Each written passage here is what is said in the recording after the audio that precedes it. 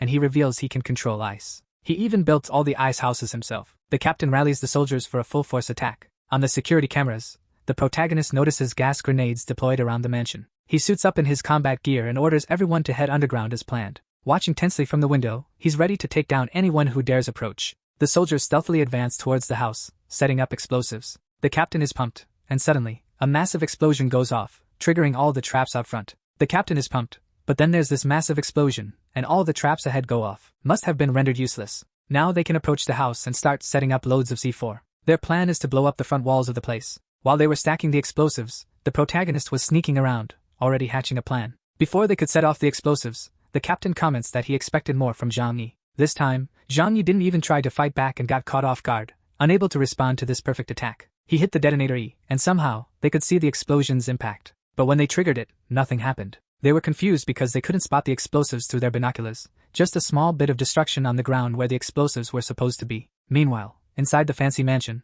the protagonist reassures the girls, explaining that everything's fine. The underground base is the strongest part, so they're safe here. He actually absorbed the explosion's impact into his storage, leaving them without any more explosives to worry about for now. He calmed the girls down, and for now, the situation is under his control, so they can finally relax. Suddenly, he gets a message from Otaku-chan, who's freaking out about hearing explosions and wants to check if he's alright. Johnny assures him he's fine and asks what the soldiers are up to now. The soldiers went back to their base and ordered more supplies and explosives for another shot at invading Zhang Yi's mansion. Our guy warns Chun to always keep an eye on his surroundings. Chilling with his two ladies, Zhang Yi is convinced that Chun's village is bound to clash with the soldiers because of their lack of resources. Meanwhile, in the village, a soldier tells the leader they urgently need food for 65 people. Chun starts to realize that having so many people around for a while will drain the village's food supply. If they stay longer, the village's food stocks will be wiped out. The leader gets it but wants to know how long it'll take to take down Zhang Yi's base. They tried once before and failed. This question ticks off the soldier, so he just says it's classified and doesn't answer. The old man apologizes for butting in.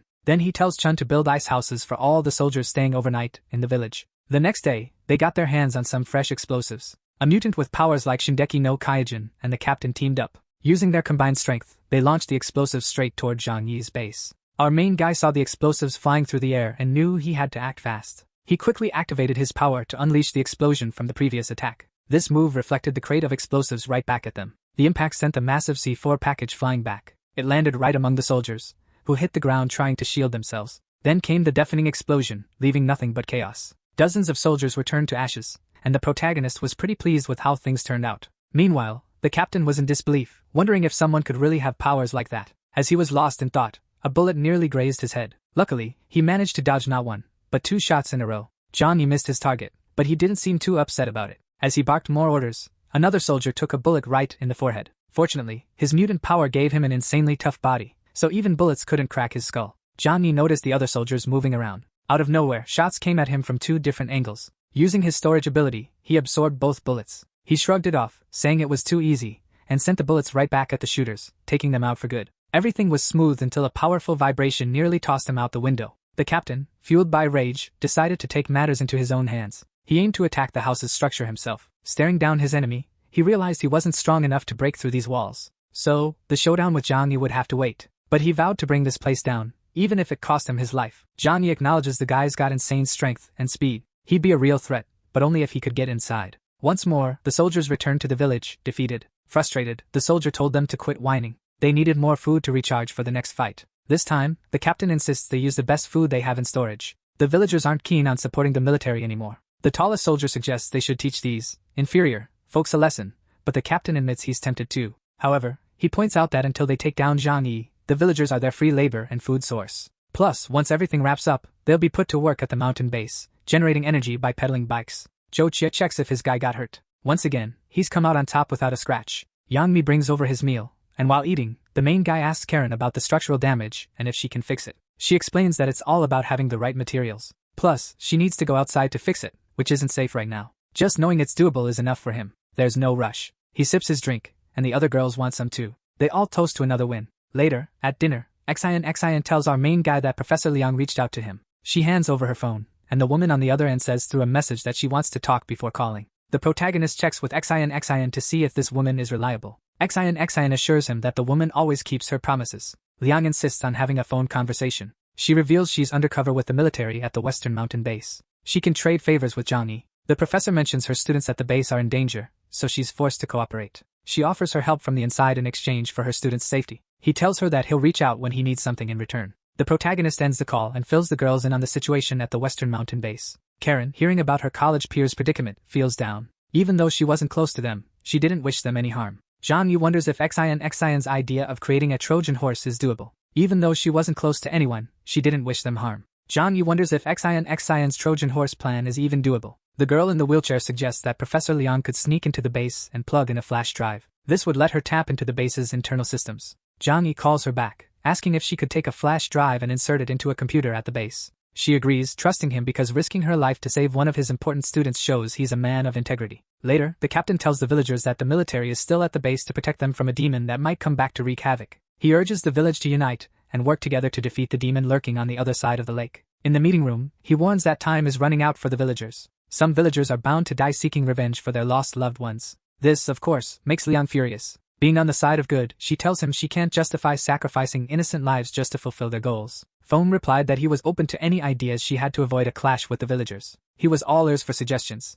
Another leader stepped in, trying to calm her down, saying she should help them get resources from Zhang Yi. This was so their students could live safely. Hearing this, Professor Liang felt defeated and started pretending to be on their side. She prioritized her students' safety over the villagers. She agreed with Foam, but only if he ensured the villagers wouldn't die from overwork. Foam told the villagers to gear up for tunnel digging. He urged them to unite and finally get rid of the demon Zhang Yi. But the villagers hesitated, fearing confrontation. Even when the old village leader tried to convince them that Zhang Yi's death would bring peace, they resisted. They initially refused to dig because Zhang Yi had never attacked them. This was thanks to a peace deal they had with him. Liang got worried and called Zhang Yi to update him and find out his next move. Zhang Yi told them to dig as much as they wanted. He had everything under control. The teacher asked for his home address, curious if he'd come to pick her up later. Zhang Yi just said everything would happen when the time was right. The next morning, they launched an attack on Zhang Yi's bunker from all directions, but he watched calmly, like he was just enjoying a movie. Yang Mi was puzzled though. She wondered why Zhang Yi didn't care about them digging into his base. He asked Xian to break it down for her. They had gear to detect anything underground getting too close. Letting them waste their energy on this was all part of the plan now. Many of them started dying from the cold and exhaustion. Those who tried to rebel faced harsh consequences, as he wouldn't let anyone back out of their deal. A few days later, Liang got worried and called Zhang Yi, saying people were dying. He said he'd kick off his plan soon but had some questions for her first. The first question was why mutant attacks were dropping every day. Liang pointed out that only the leaders were attacking right now. Meanwhile, the rest stayed in the village to keep the dying villagers from rebelling. Zhang Yi nodded, getting what she meant, and was ready to move. He slipped out through a hidden passage. Hopping on his snowmobile, he made his way to Chun's base. He showed up in his high-ranking military uniform. The soldier, seeing a superior, immediately showed respect. But in a flash, Zhang Yi ended his life without mercy. With the first guard down, the others inside the village caught the scent of blood. They also heard the dogs reacting and went after the culprit. The soldiers were hunting someone in a superior's uniform. They confronted him but were wiped out by this mutant. He had dimensional powers and wielded a razor-sharp sword. When the high-ranking mutants away from the village saw the alert, they rushed back to the base as fast as they could. Zhang Yi, after taking out hundreds of soldiers, grabbed Chun. He took Chun to his mansion using the snowmobile. When they got back to the village, they saw their fallen comrades everywhere. The captain figured out there had to be a traitor. Comrades are scattered everywhere. The captain figures there must be a traitor among them. He figured out that someone tipped them off and that one of them was the snitch. This person must have also clued Zhang Yi in about the tunnel. He left the village, vowing to track them down, no matter what. Meanwhile, the old man was stressed, unsure of what to tell the villagers. Their loved ones had died without any compensation. Zhang Yi, meanwhile, was busy showing Chun her new digs. He quickly hugged his new girlfriend. Afterward, he headed to the control room where Liang and Xinxin were waiting. The teacher had also been brought to the base and had turned traitor. Xinxin started explaining how she used intel from Liang to hack into the base's systems. She cut off Xishan's military base's communication with Captain Feng's team. This left our main guy pretty happy with his super hacker skills. He then turned to Liang and promised to rescue his students after dealing with the leader's threat. But their chat got cut short when troops showed up at the emergency exit. Troops are stationed at the emergency exit. This guy said he was waiting for them and declared it was time for war. In a flash, he busted out of prison and showed up right in front of them.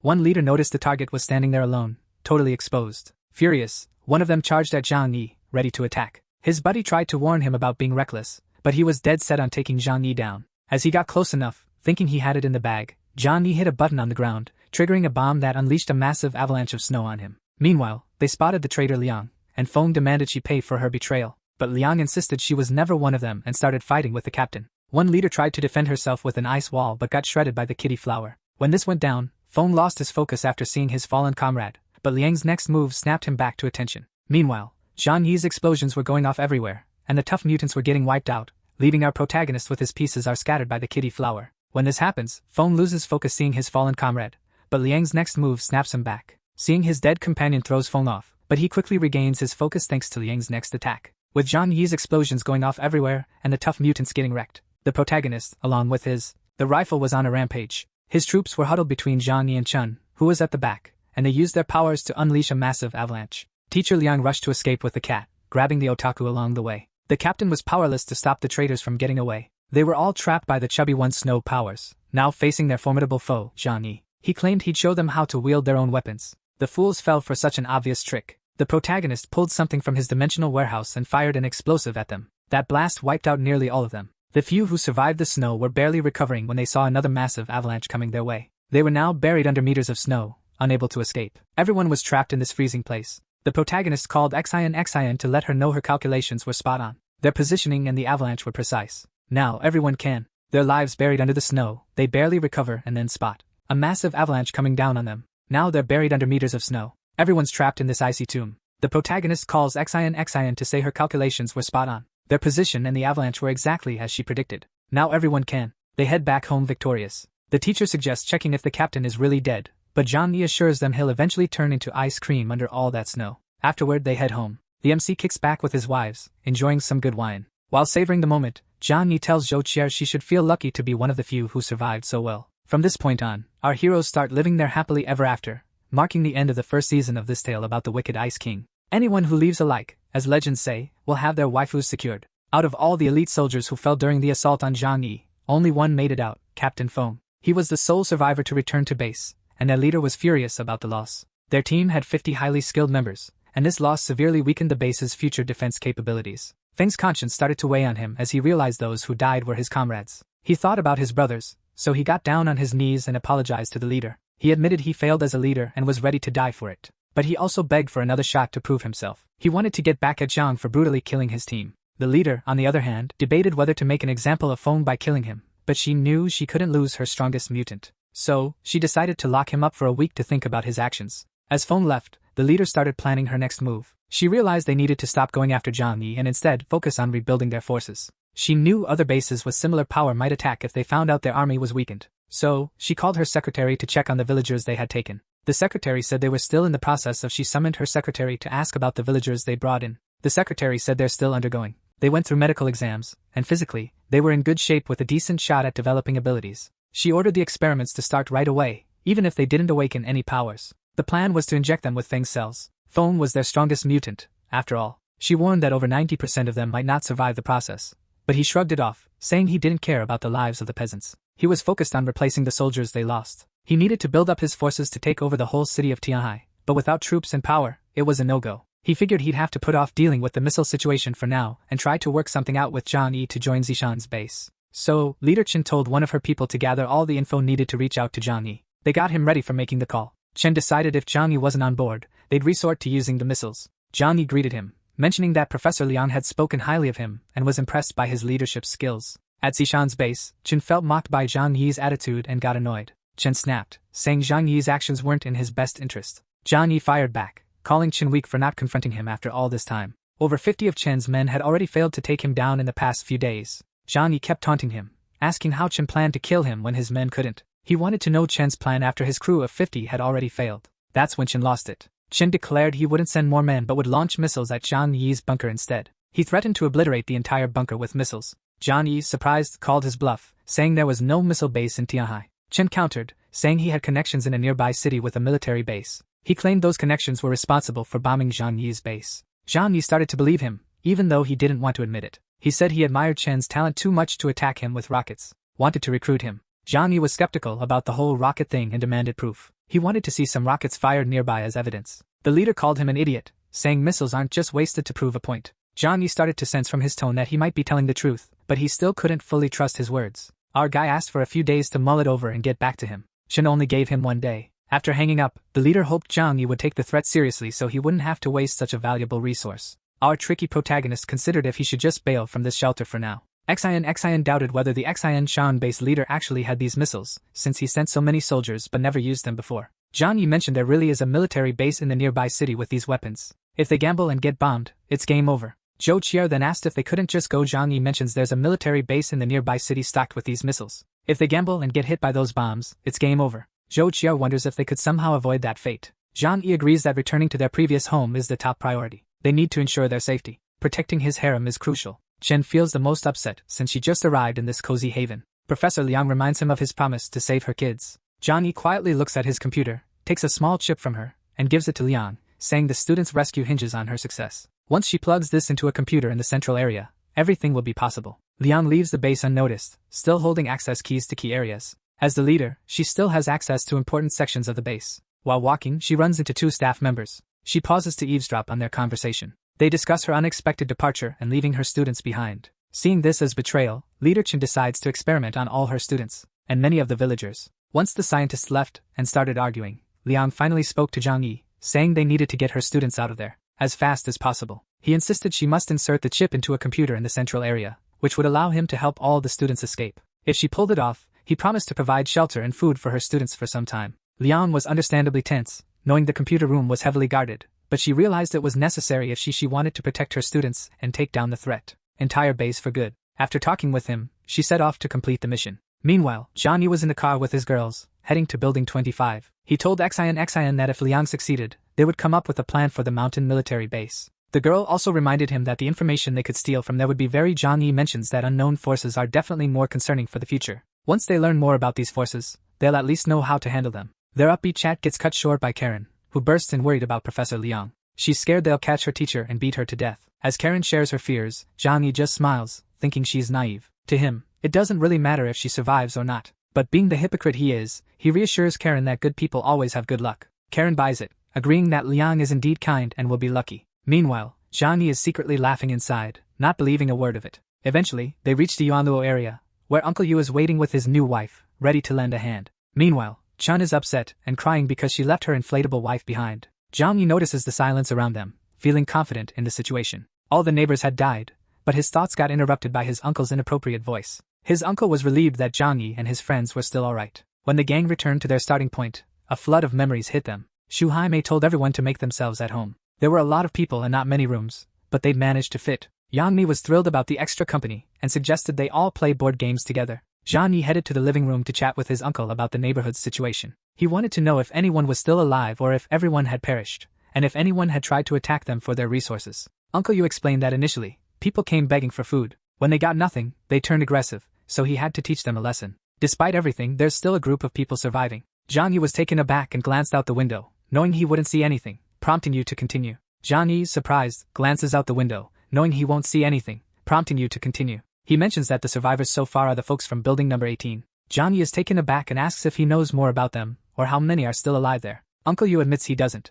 Uncle Yu explains he doesn't have that info because he doesn't talk to them, though he occasionally sees them out and about. Zhang Yi gets curious and wants to know how they're surviving, so he decides to visit them soon. But first, he fills Uncle Yu in on the missile threat from the leader at Shishan Mountain Base. The guy just wants a chill life with luxury and good food. Why is that so hard? After explaining, he mentions he doubts Shishan actually has missiles. Huang Zilia responds saying Hoover has a lot of stuff, which draws attention. Even he, with way less than Zhang Yi, gets attacked by people who want his resources. Zhang Yi decides to steer clear of any conflicts, hoping to avoid unnecessary trouble. Yu is after his resources, but our main guy decides to stay out of it. He's using this place as his main base for now, waiting until he's strong enough. He's planning to wipe out his new enemy. After chatting, Uncle Yu mentioned a weird group that's popped up in their neighborhood recently, but they haven't caused any trouble yet. They call themselves the Servants of the Snow, and while the girls are playing with Shinshin, Uncle Yu talks about how he initially thought these folks were just some crazy religious fanatics. Back then, they offered to boost and train Uncle Yu's powers. He was skeptical and turned them down.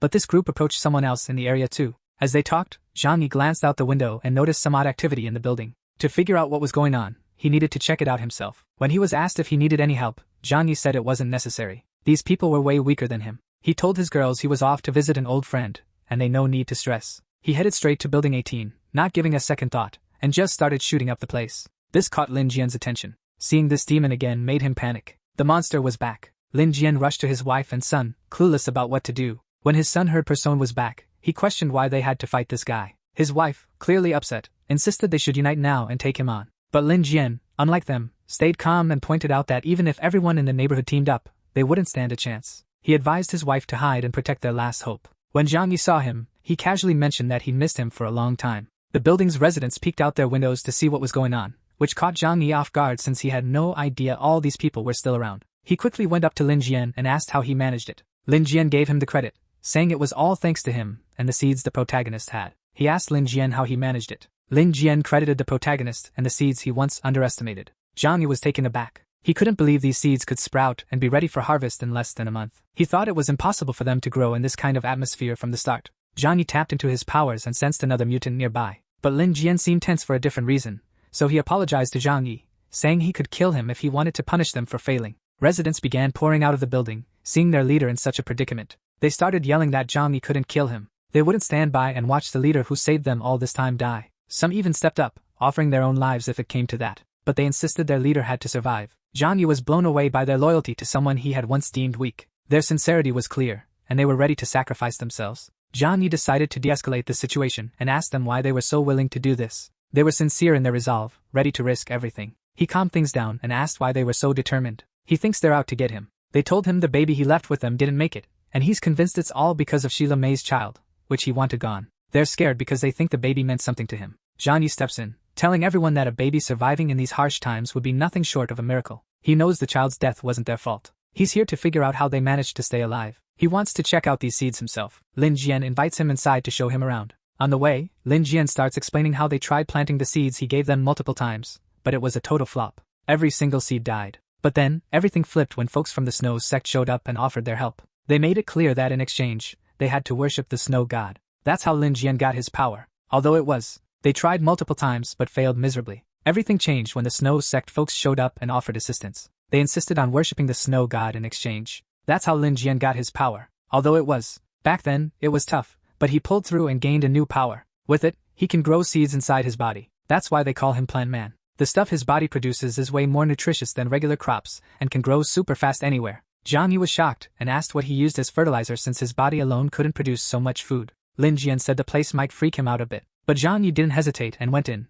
only to find a bunch of corpses sprouting plants. Lin Jian explained they use these bodies to fertilize the seeds since there are plenty of bodies in all the nearby buildings. Intrigued, Zhang Yi asked how many rooms they had set up for planting seeds like this. So far, there were 3 rooms, and they didn't need more for now. The self-sufficiency idea is great, but if they keep it up, Zhang Yi warned that Lin Jian's body won't hold out and will definitely if things keep going like this. Zhang Yi warns that his body won't hold up much longer. Lin Jian knew using his power would eventually kill him, but he accepted it. The pain was intense, yet he'd do anything to keep his wife and son safe. Zhang Yi thought sacrificing himself was crazy, but he couldn't help admiring Lin Jian's bravery. So, he asked if Lin Jian could show his power. Our self-centered protagonist was curious if Lin Jian's power was natural like his or artificial like those from the military base. He also wanted to know if Lin Jian's ability was just for growing crops or if it had any combat potential. Lin Jian agreed to demonstrate. With great effort, one of the seeds embedded in Lin Jian's arm started to grow rapidly until it fully sprouted. Seeing this unsettling sight, Zhang Yi quickly told him that was enough. Just that little show drained a lot of Lin Jian's energy.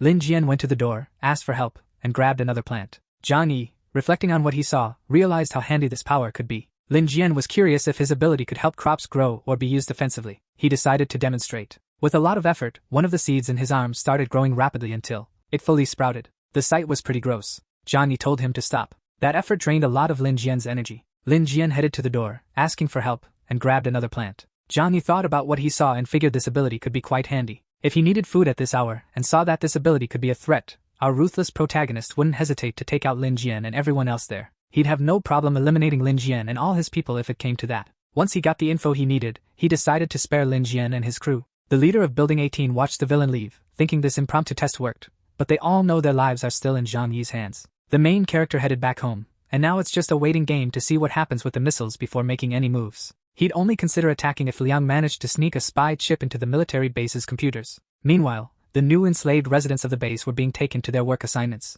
A lot of residents were furious. One dad broke down, saying these people ate their food, took their homes, and killed his father and daughter. They're 100 times worse than Zhang Yi. Those who dared to speak out against the injustice faced eternal silence. Anyone not wanting to meet the it's much worse for Zhang Yi. Those who complained about the unfairness of life were punished with eternal rest. Anyone who doesn't want to face it. The soldiers had no choice but to sacrifice themselves to help out. Now they have to pay back that debt with their labor. Honestly, I feel bad for these guys. They tried pulling the same stunt on Zhang Yi before. Now they're getting a taste of their own medicine. It's karma, right? Meanwhile, Liang was watching everything unfold from a distance. She knew the villagers who died would become yogurt, weirdly enough, but she decided to focus on the mission instead. She headed up to the second floor, explaining that there were 5 main sections, including the food and nutrition area. Security wasn't as tight on the second floor. Leader Chen was more concerned with the 4th floor. So, breaking into the control room seemed like a piece of cake. As she got closer, she checked her surroundings, but then someone suddenly placed a hand on her shoulder. She tensed up, ready to fight back. But before she could react, the person shouted for her to hold on,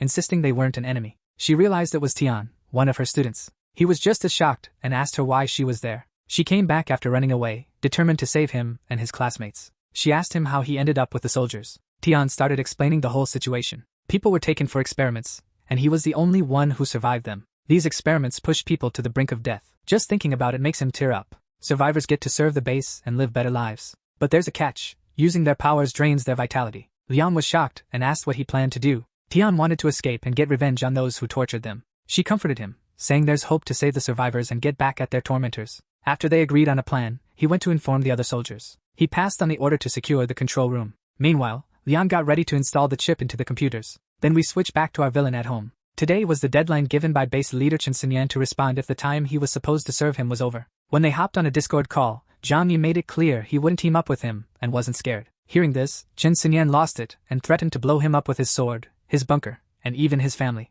Zhang Yi told him to do whatever he wanted and just be ready for the fallout, then hung up. He felt the missile talk was legit from Chen Xinyan's actions, but teaming up with her was out of the question. The main thing was to find a new place to crash. But all these plans got interrupted by a call from Liang, saying she had done her part of the deal and installed the spy chip in the computer. Now, it was his turn to help her get her students out of the Jishan base. Zhang Yi rushed over to Xian and quickly filled her in on how Liang managed to plant the chip. This news got the car-loving girl super excited. She jumped in her car and sped over to her computer. In no time, even though she was multitasking, on a regular computer, she managed to hack into all the data from the enemy's military base. Xian confidently declared that no one could stop her. He moved closer to check out what she was doing, and at that moment, the girl got nervous. Zhang Yi was curious about the missiles. Could he get any intel on them? The girl then accessed the conversations between the leaders of the city bases, who were discussing launching missiles at a shared enemy of the military. This freaked them out, so Chen Xinyan's threat was legit. Zhang Yi felt down about it. Such an amazing bunker was in serious trouble. The girl in the wheelchair then mentioned she had a daring plan and asked if he was ready for some excitement. The plan was to redirect the missiles to target the Jishan mountain base instead of hiding in their own bunker. Impressed Zhang Yi, and he asked her if she was sure they wouldn't detect the switch. Xian confidently laid out how it would be done, assuring him it was impossible for them to find out. She would alter the coordinates herself. Chen Xinyan's allies, thinking they were hitting the right spot, the place wouldn't have any clue. Once the orders were given, the girl with the 4 wheels would cut off communication between the 2 bases during the missile launch. Our villain protagonist asked Karen to check out the base's construction plans to see if it could be destroyed. She explained that a missile attack wouldn't work because the base's structure was super tough and went 100 meters underground. So, even missiles wouldn't be able to take it down. Hearing this, Zhang Yi wasn't happy. Not even that could destroy his enemy's base. He told Xin to go ahead with the plan to launch missiles at Chen Xinyan's base and wanted to know all about the Jishan base's defense systems and weapons. After making these requests and hearing her agree, Zhang Yi left the room without another word. Karen was confused about his intentions. Xin mentioned he plans to attack the military base personally to take them out. But he's being super cautious and isn't sure if he really wants to. He planned to eliminate them, but he's being super cautious and unsure if he wants to risk so much for it. He ponders over it. Zhang Yi thinks he's untouchable just because he's dodged Leader Chen's attacks so far. He feels safe despite the obvious dangers. This might be his one shot to infiltrate and take down his enemy. He convinces himself that even if the first missile strike doesn't wipe out the base, it'll definitely cause chaos inside. If he uses the half-ton of explosives he swiped from the soldiers to blow it up from within, he might just succeed. Fueled by rage, he believes that destroying his enemies inside that base will be enough for him. He heads back to his room and asks Xin to pull up all the intel he requested earlier. He needs details on the base's defenses and the mutants' abilities there. Zhang Yi insists that if there's even a slim chance, they should go for it. But realistically, he suggests they evaluate their capabilities first. If they're too outmatched, then this plan is worthless. The girl in the wheelchair grins and says that's the Zhang Yi she remembers is sharp and resourceful. This clever girl pieced together all the intel. Now, he sees the full picture. At the base, there are 521 regular soldiers armed and ready. Plus, there are 6 mutant team leaders and around 50 mutant soldiers. Naturally, there's a top dog among them, Foam, who Zhang Yi had already taken down. Foam was an S rank, while the rest were mostly A rank or lower, with just one B rank in the mix. This situation doesn't faze Zhang Yi much. He knows rankings aren't always spot on. The base's info on ability holders and other military bases is sketchy at best. Zhang Yi is aware that rankings can change big time down the line. So, he compiled all the details on the strongest mutants at the base. He printed it all out, just like Karen suggested. Zhang Yi is confident his crew can handle these powers. Our antagonist then calls everyone to gather in the living room. Deal with these people's powers. Our villain told everyone to gather in the living room. Once everyone was gathered, he told them he needed their help and wanted to hear their thoughts on the attack. He then turned to Uncle Yu, seeking his opinion since he was the eldest and had military experience. Uncle Yu responded that after the heavy losses their base suffered in the last attack on Zhang Yi, there was no way they could agree to a peace deal or leave him alone. So, he believed Zhang Yi was right. They needed to attack Xishan instead of waiting around to be attacked. He was ready to fight alongside Zhang Yi to the end, without any regrets. The protagonist then asked Chun what he thought about the attack. The chubby guy wasn't sure they could handle so many mutants, and an armed army too. Zhang Yi sat down and assured him not to worry. They might be outnumbered, but he promised to handle all the regular soldiers and weaker mutants by himself. Then he asked if Chun doubted Zhang Yi's ability to take them all down. Chun's got a choice. Take on all these enemies or let the villagers from his hometown, who were captured and brought here, go unavenged. The embarrassed otaku admits he doesn't really care about those villagers since he doesn't know them, so he's not eager to fight. This uncertain response makes the protagonist wonder if he's actually the most cautious one here. Turns out, this chubby guy might be even more cautious. But then, Chun steps up and says he'll do whatever he can to help. Thanks to his brother Zhang Yi, Chun's got food, a warm place to stay, and even a few wives in his room. If it's for his brother, he's willing to risk it all on this decision. Zhang Yi is pleased to hear that, and the 3 guys decide to team up. The otaku wants to know what the plan is. Zhang Yi pulls out a board showing all the main mutants they'll have to deal with. Uncle Yu chimes in, pointing out which mutant would be the best match for him, while Zhang Yi asks Xin to show them the map of the military base. Once the 3 of them head out, Zhang Yi pulls out his phone and Zhang Yi is looking for the best opponent, and he asks Xin to show them the map. The 3 of them left the military base. Zhang Yi pulled out his phone and started texting Liang, telling her to find a safe spot and stay put until noon the next day. They planned to evacuate the area and might need her help from the inside. Liang agreed to hide and said she was ready to help however she could, as long as he kept her in the loop. Zhang Yi told her he couldn't share more details yet, since the plan wasn't fully formed, but he'd keep her posted as things developed. A bit later, Xin managed to change the coordinates, and let Zhang Yi know that the missiles were set to hit the Jishan base at noon. He thanked her for another solid job and was pumped for the war to kick off. Karen showed up and told Zhang Yi that while the missiles wouldn't destroy the base, they'd cause a massive tremor, like an earthquake with an 8.0 magnitude, affecting everyone inside. Zhang Yi explained that when this happened, Xin would cut the base's power since all their defense systems relied on it, making the invasion easier. Xin mentioned the power outage would be short-lived because the base probably had backup systems. He mentions that manual restoration is needed. But no worries, there's enough time for Liang and her students to make a getaway. As usual, Chun wants to know the plan for taking down the base once they get in there. Everyone else just listens quietly. Chun is curious if taking out the leader will just lead to someone else stepping up. He suggests the only way to stop the threat is to eliminate everyone at the Xin military base, though he knows it's a bit extreme. His leader, Zhang Yi, reacts in a way that makes the chubby guy worry about what's coming next. Seeing everyone's surprise and confusion, Zhang Yi explains his strategy. He's got a stash of explosives ready to go. These explosives were restocked after Feng and his crew tried to blow up his palace last time. Karen jumps in to explain what 1,000 kilograms of explosives can do. They realize that once these explosives go off, they'll not only wreck the base's oxygen systems, but also make it hard to breathe,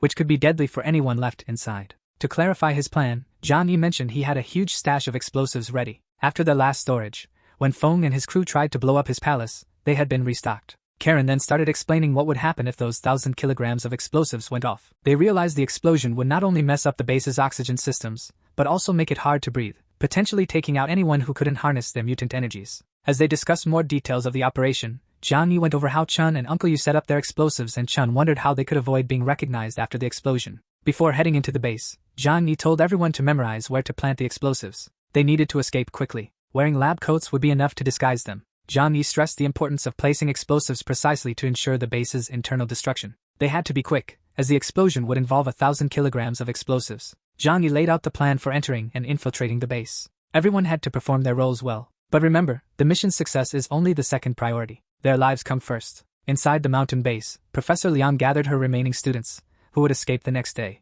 Everyone needed to follow her orders for success. They all agreed to help and thanked her for not forgetting them. The next day, the elite team was boosting their mutant energies and discussing more operation details. John Yi reviewed how Chun and Uncle Yu had placed their explosives, the mission that could save their lives. One of the girls seemed doubtful about what their next move should be. Our protagonist, always on the ball, also made sure to feed his battle-ready cat. John Yi has a clever plan to tackle the 6 mutant leaders who are the toughest around. As night fell, they were all set for the mission. Uncle was there with his stunning partner, John Yi with his lovely companions, and Chun brought along his hefty presence. Zhou Qi wanted to tag along on this risky mission, but he got a firm no. The trio hit the road, heading towards the mountain base, knowing they had to be on high alert from now on. As they neared their destination, John Yi handed out adrenaline shots to turn them into real combat beasts. He mentioned that the side effects would kick in only after they wrapped up the mission and were safely back home with their partners. They could already feel the rush of biological hacking kicking in. John Yi, spotting the base entrance, was itching to catch them off guard. Meanwhile, the teacher was rallying her students for a mission that could save their skins. One of the girls wasn't sure if the firearms they were creating.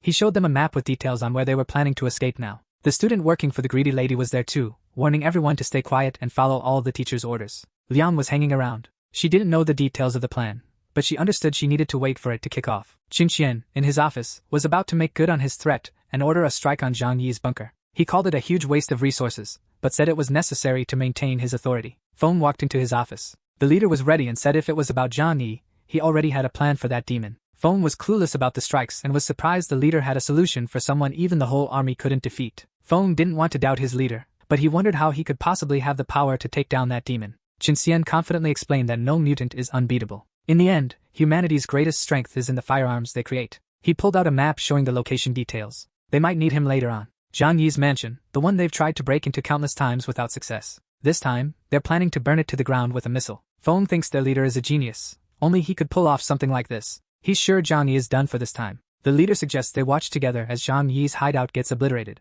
They eagerly await the massive explosion that'll bring the revenge they've been craving. Feng, seeing how impressive Zhang Yi's mansion is, comments on the waste of resources. Qin agrees, but says it's necessary. There'll never be peace as long as someone like Zhang Yi is around. The only hitch is that after Zhang Yi is gone, Qin Xian isn't sure if the general backing him now will still have any use for him. Right at midnight, Qin Xian clutches her legendary weapon, ready to execute the plan. Meanwhile, the great general from the neighboring city hits the button to launch the rocket, kicking off the operation from the Jishan base. Exactly at midnight, Qin Xian was gripping her legendary weapon, getting ready to kick off the plan. Meanwhile, the great general from the neighboring city hit the button to launch the rocket, and the operation at Jishan base got underway. Naturally, as the plan kicks off when the top general from the neighboring city hits the button to launch the rocket, marking the start of the operation from the Jishan base. Naturally, as the missile zooms toward the base, the surveillance team freaks out, realizing they need to alert everyone and evacuate ASAP. But it all happens so fast, there's no time to react. In an instant, the peaceful base is engulfed in flames, and nobody's worried about the freezing weather anymore. Zhang Yi is over the moon and tells the hacker,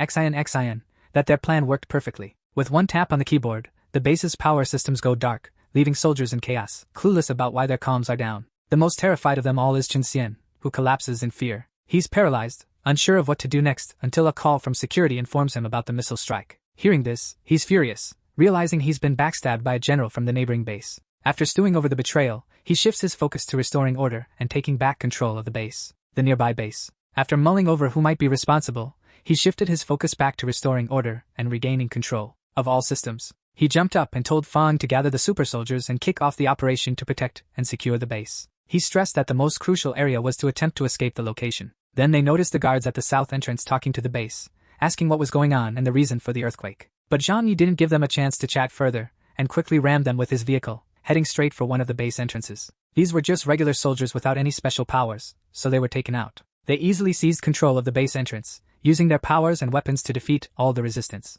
Now everything hinged on Liang getting her students out so they could move to the second part of the plan. The teacher inside the base now realized why she had to wait until midnight to leave. What happened outside would have wiped them out. She instructed her students, saying it was time to make a run for it. They all dashed together towards the main hall. The power was out, so everything was pitch black. The guards could hear people but were stuck, unable to act. If they shot, they risked hitting their own guys. Seeing this, the teacher managed to guide her students past the guards. Once everyone was through, they heard gunfire from where they had come. Those who weren't with her group must have been targeted by the guards. Liang scolded them, urging them to keep running and not look back, or they'd all be done for. She knew they still had a long way to go to reach the nearest exit and might run into more soldiers along the way. Sure enough, just before the exit, they ran into two soldiers ahead of them, who couldn't see well, but they recognized them as threats. These soldiers, they lost their minds, and the scene was eerily familiar. After they were dealt with, she ordered her students they rushed up the stairs, still in disbelief that they had finally escaped. But as life often goes, nothing's ever that simple, and they suddenly found themselves face to face with Chen Xian's secretary, flanked by a whole squad of armed soldiers. True to form, she sang praises of her leader, claiming he was spot on about the escape attempt.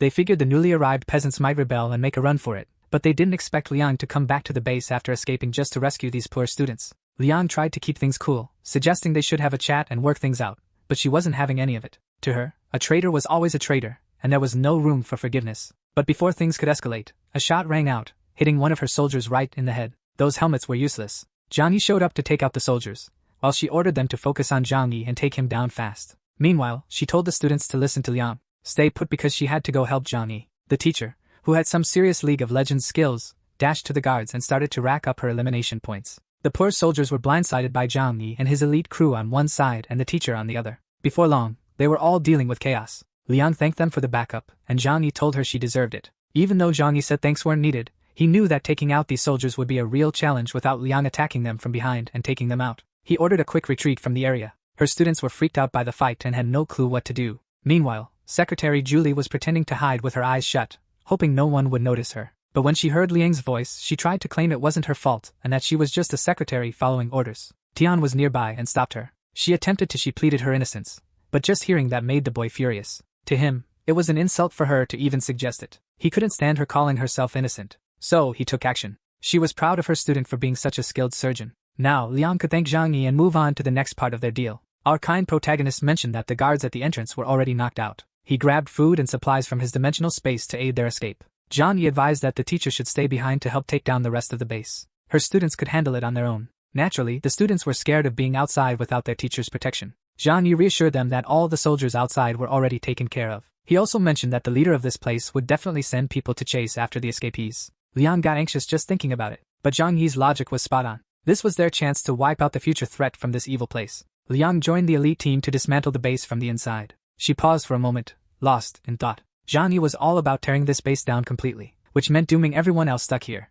Liang knew there were still a lot of innocent folks around, but she went along with it because there was no other way out. She asked Tian to take charge of the students and keep them safe, promising to catch up later. The group managed to escape the base, and just like that, they were free. With Liang on board, Zhang Yi warned them that they were racing against the clock. He pointed out the key spots where they needed to plant the explosives. The crew, helmets on, dashed through the soldiers unnoticed. When they hit the first spot, they got to work setting up the devices. Liang was curious about how they could take down such a fortified place. Zhang Yi pulled out a bunch of gadgets from his dimensional space, boasting that he never wasted even a grain of rice. Ironically, the base's own supplies would be their downfall. Once they were done at this spot, ones who supplied the explosives were about to blow up their base. Once done at this spot, on their way, as Zhang Yi kept leaving more devices behind, Liang suggested they could just take out the leader, Chen Xinyan, instead of blowing up the whole place. She held her sword tightly, trying to convince him that they didn't need to harm innocent people. Zhang Yi stopped for a second and firmly told her it wasn't possible. He explained that if they took out the leader, someone else would just step in. The real issue was the whole system of the base.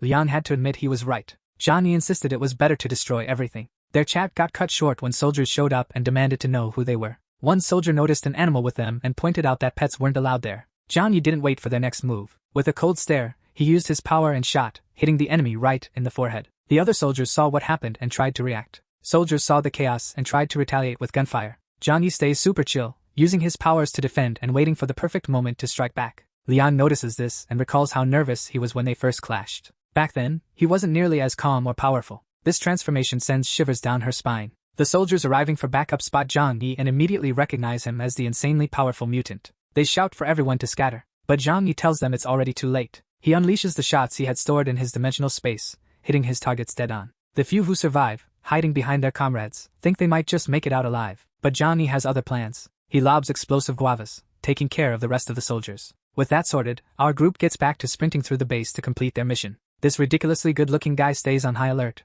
knowing they can't afford to waste time. As they run, he notices the lights flickering back on. He quickly warns everyone to prepare for what's next. Hurry, knowing they couldn't waste time. As he ran, he noticed the lights had come back on. He quickly warned everyone to get Qingxing and gets word in his office that the electrical system is back online and that Zhang Yi, along with the traitor Liang, has infiltrated the base. He suits up in some heavy-duty protective gear, ready to head into the fray. Meanwhile, Feng and his troops are fuming, eager to get back at Zhang Yi. One soldier notes that explosives are scattered all over the place. Feng demands a bomb defusal expert immediately, and tells the rest to follow him after Zhang Yi. In one of the corridors, they find themselves trapped from both sides. Uncle Yu steps up, saying he'll cover them. He flexes his muscles like a beast and charges forward. He barrels through the soldiers like a raging bull. Uncle Yu is like a tank, shrugging off bullets like they're nothing. He tells the other three to move on to the next spot to plant the explosives while he holds the line. He reassures them he'll be fine, thanks to his super strength and crazy regeneration skills. Then, a group of even tougher soldiers shows up. But Uncle Yu is ready to take them on. Uncle Yu, ready to fight, spread his arms wide and declared that nobody would get past him.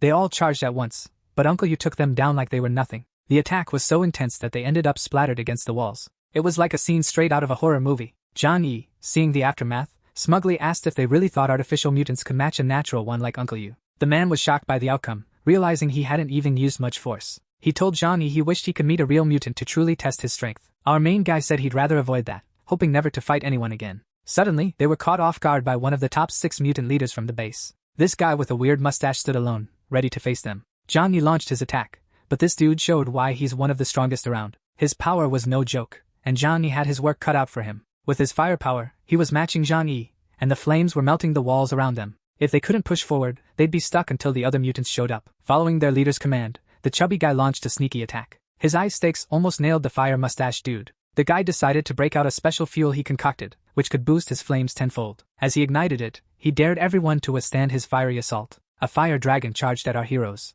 Chen used his ice powers and effortlessly took down the fire dragon, injuring the mustache guy. The muscular uncle was about to finish the enemy off, but he got blindsided by a punch so powerful it sent him flying back several meters. To Zhang Yi's shock, this mutant was Feng, the super strong guy he thought he had left frozen under the avalanche. Seeing the person who shattered his pride, Feng was fired up for revenge. Upon hearing his uncle's voice, Zhang Yi created a barrier to check if he was alright. The guy who wanted a real fight to test his powers now had his arm destroyed. Feng's attack left the captain unfazed. He knew his enemies had only one option: get past him. Feng and the fiery mustache guy were definitely ready to handle these intruders. Meanwhile, down the corridor, the otaku Chun was worried about Uncle Yu and asked if he could keep going. Zhang Yi pulled something out of his storage and used it on his uncle. He said it would help him push through the pain and keep fighting. The little flower cat started getting restless with all the danger, but her owner calmed her down, saying the girls didn't need to worry. Feng and his crew claimed they had the enemy cornered with no way out. They all faced consequences. He wondered if Zhang Yi really thought he could get past everyone. On the other side, Chun was up against the soldiers,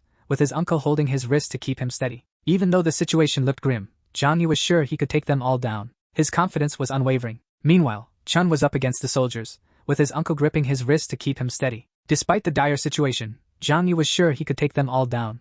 Our protagonist's confidence takes a hit when he's attacked by someone with the power to create illusions. This genjutsu, powered by the Rinnegan, messes with his mind big time, but it's the girl who really feels the brunt of these illusions. Something awful happens to her, and everyone nearby gets caught up in it too. Zhang Yi mentions that brainwaves and genjutsu can be deflected with his skills. Flower starts transforming, and all the heroes cling to this ball of fur. They manage to get past the soldiers who are under hypnosis. Zhang Yi leaves a trail of grenades, and when Feng finally moves, he's engulfed in flames. Chun, being closer, feels the heat on his backside too. Zhang Yi gives a heads up that he'll trigger the explosives once they leave. The place is about to go up in flames any moment now. The soldiers break down a wall to escape, only to find themselves in another part of the base. One of their mutants has a power similar to Flowers and can boost his abilities. Power was similar to Flowers and could boost his. The guy's size was monstrous now, like a titan. He was carrying soldiers behind Zhang Yi, and they were closing in fast. Chun yelled at Zhang Yi to toss more grenades at them, but our hero wasn't about to stoop to that level. Zhang Yi insisted he wasn't the kind of person to pull a dirty trick like that. His response left his team baffled.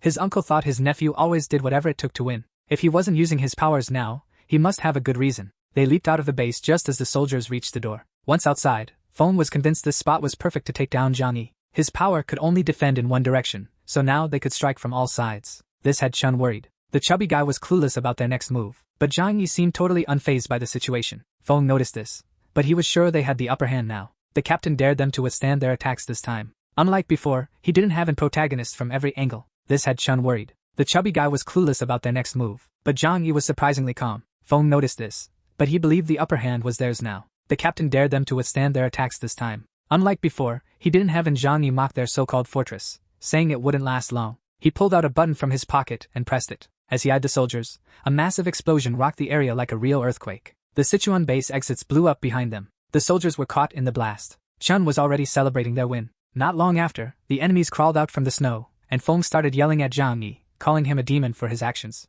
Zhang Yi reminded them of the explosives they used before, the same ones they tried to use against his bunker. This revelation dimmed the light in Feng's eyes, realizing the explosives that wrecked their base were actually taken by Zhang Yi. Zhang Yi pointed out that it was their own fault this happened. Seeing the devastation behind him, Feng started feeling guilty. They had planned to do the same thing to Zhang Yi. Even though it was true, Feng made a promise. Explosion behind him, and Feng started feeling guilty. They had wanted to do the same to Zhang Yi. Even so, Feng promised Zhang Yi swore he'd make him pay. Our guy tried to reason with him, saying that their fight would lead to a lot of casualties among their followers. Plus, Zhang Yi pointed out it was unfair to talk like that since the Sichuan base was the one that attacked his home first. With everyone watching, the guy couldn't deny it, so Feng admitted he was a bandit. But now, there were only two choices, either Zhang Yi survives or Feng does. Zhang Yi just grinned and asked if Feng's only goal was to kill him, and nobody else. The angry dude confirmed that was exactly the plan. So, our protagonist stepped up and suggested they settle it with a one-on-one fight between the leaders, leaving their followers out of it. Liang, scared out of her mind, warned him that Feng was stronger than he let on,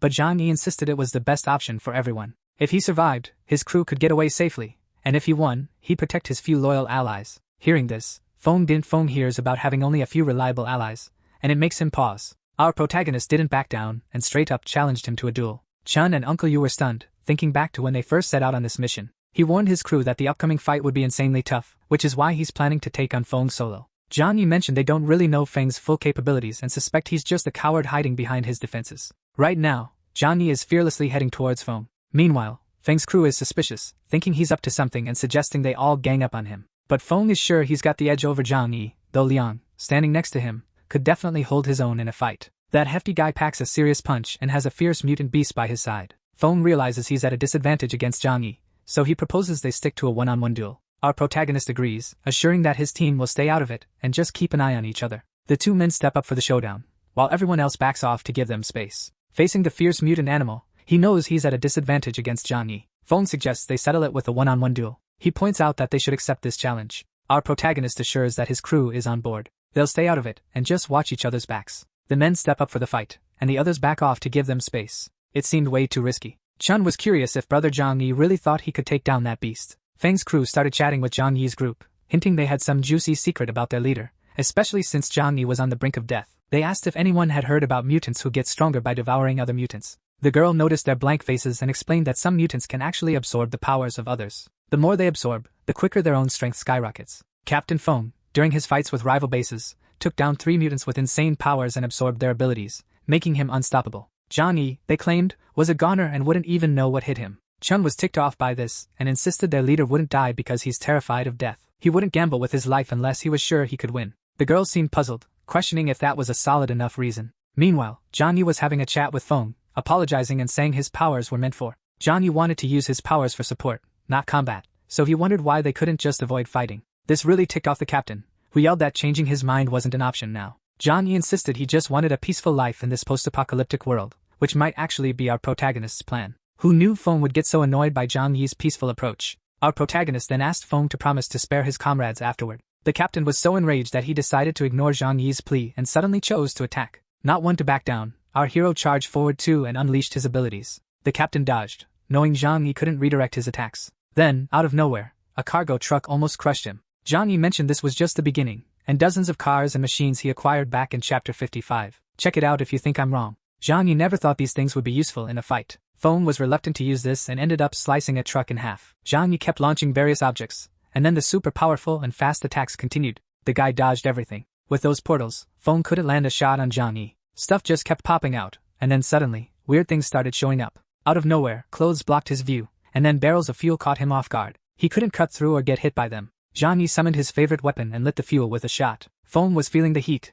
even though he was surrounded by snow. As the flames grew, it seemed like Feng was either fire-resistant, or his clothes were special. The fire didn't hurt him, but he lost sight of his target, and once again lost his cool. Zhang Yi started tossing even more ridiculous stuff at the soldier. Maybe his teenage years were responsible for this. Feng got even angrier and was caught off guard again by heaps of trash. The guy wasn't physically hurt, but he seemed to be having a mental meltdown from rage. Zhang Yi then threw something that wasn't just ordinary. These barrels had a specific target that Feng immediately recognized. The smell was unmistakably seafood. Our villain remarked that no one and nobody in the world is truly invincible. Everyone's got a weak spot. Zhang Yi learned from Xian that Feng had an allergy. Xian's info revealed that Feng's file mentioned this allergy. Despite knowing this, our villain kept taunting Feng and avoided close combat. He ran from getting up close and personal. Zhang Yi started tossing luxury cars like they were nothing, the kind I dream of owning. After what felt like forever, Feng finally hit the ground. He was down and out, not moving at all. Our villain stared at him, not quite convinced it was over. He backed off, set up camp, and decided to grab a bite and warm up. But after a few minutes, Feng got back up and started chasing him again. Feng was struggling to catch Zhang Yi and was running out of steam.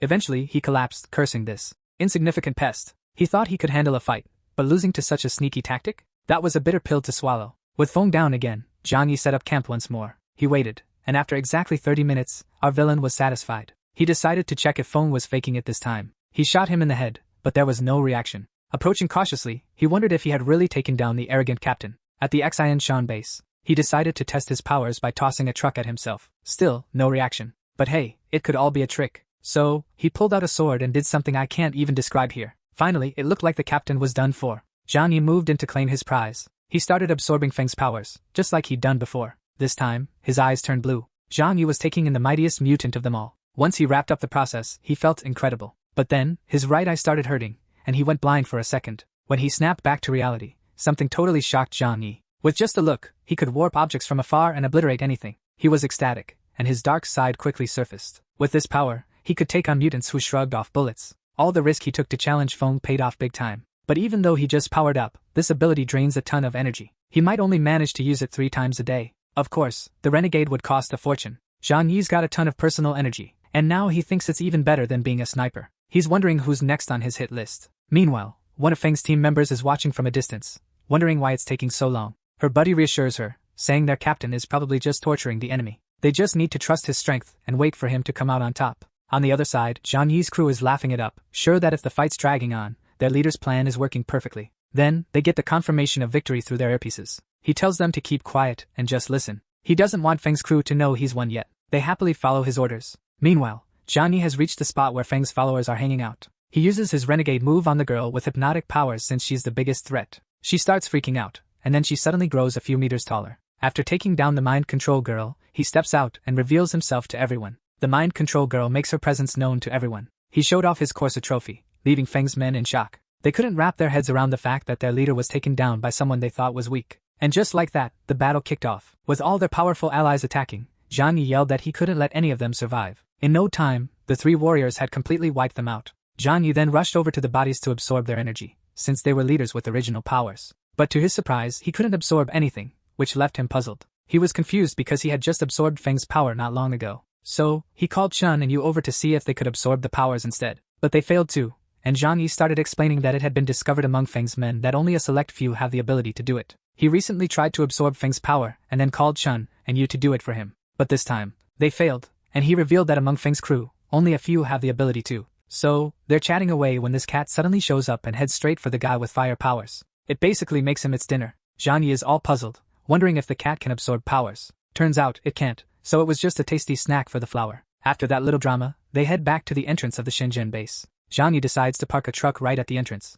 Liang is curious about his plan. Zhang Yi just tells her to wait and see. Then, out of nowhere, there's this massive explosion at the base entrance. The teacher finally gets it. Zhang Yi's plan is to trap any enemies inside with no way out. He quickly gathers his team, gets them into cars, and tells them they're heading to a new location. After some time on the road, Zhang Yi starts searching his phone for details about the Shenzhen base. He's on a mission to find the secret exit hidden there. Before long, they spot a group, and Liang is both surprised and furious. She realizes there's a man trying to make a run for it right in front of them. Liang spots a group and is both surprised and furious when she sees a man trying to flee. In front of her stood Chinsenyan, the base leader himself. As he fled, terror struck him when he realized how fast they found him. He couldn't fathom why Zhang Yi was chasing him down. The guy had abandoned his family to save his own skin. Zhang Yi and Liang stepped out of the car, and the scene was chilling. Our anti-hero approached, questioning why the once arrogant man was now silent. Chinsenyan raised his hands, showing he was unarmed. He argued that his death would disrupt the city's power balance. If he were killed, even more dangerous demons would seize the opportunity to take over. His words did have a slight impact,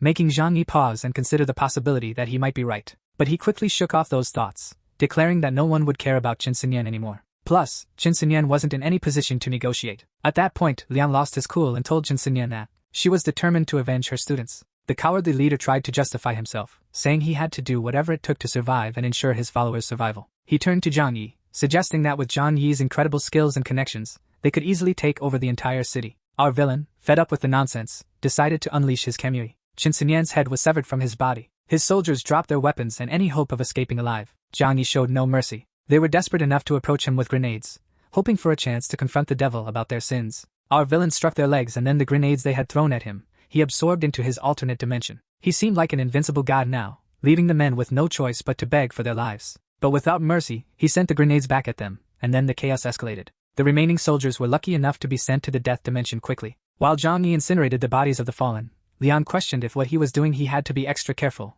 and for Zhang Yi, this was just how things were. But what if someone came to settle the score? It's only natural for him to want to wipe out any trace of what happened. The teacher wondered if that was even possible now. He mentioned that Chinsenyan was a big deal for the army in Tiahai, so there was a good chance someone would come seeking revenge once they learned he was gone. The worst part? There might be someone who could tip off the higher-ups about his identity and whereabouts. Zhang Yi insists that you can never be too cautious. If she had thought it through, she wouldn't have brought her students there. Liang felt the sting of those words. If she had been more like him, maybe her students would still be alive. They were free to head home now, but Liang remembered she needed to take him to her students. After a while on the road, they finally reached Building 25, where everything started. Everyone who made it through was there. Zhang Yi is waiting for their teacher. Before leaving, he reassures her that he remembers their deal and mentions that in Chun's village, which is nearby, there are lots of empty houses due to many villagers having passed away. She wanted him to take everyone there, but Zhang Yi reminded her that their agreement didn't cover that, and if she wanted more, she'd have to pay extra. She thought they were friends, so he could just do it. Zhang Yi told her that since they were friends, she'd get a discount. But he made it clear that nothing's free, and since she had nothing to offer right now, Liang said she'd handle it on her own. Zhang Yi then said goodbye to his good friend, mentioning they might see each other soon since he lives close to that city. As she walked away, Zhang Yi's expression hinted at his true nature. Secretly, he admitted he didn't really care about her students, but he needed to keep things smooth with her, given how powerful she is, someone he couldn't afford to lose. He thought to himself that soon, he couldn't afford to lose and mentioned that soon. He was determined to have her either in his bed or as part of his crew. That seemed like enough for him. Liang headed back to Building 25, where her students were huddled, burning furniture to stay warm. She checked in on them, but all they cared about was why Zhang Yi had left. Wasn't he supposed to be the one bringing food and looking after them? Liang reassured them that Zhang Yi would return soon to take them somewhere better. She mentioned it was a farming village with houses and fishing spots, but the students were furious. They demanded to know why Karen and Xinxin got to live in the village where Zhang Yi was, while they were stuck here. They complained that those two had it way better and insisted Liang speak to Zhang Yi so they could live there too. They grumbled about the cold and how tough it was to fish for food.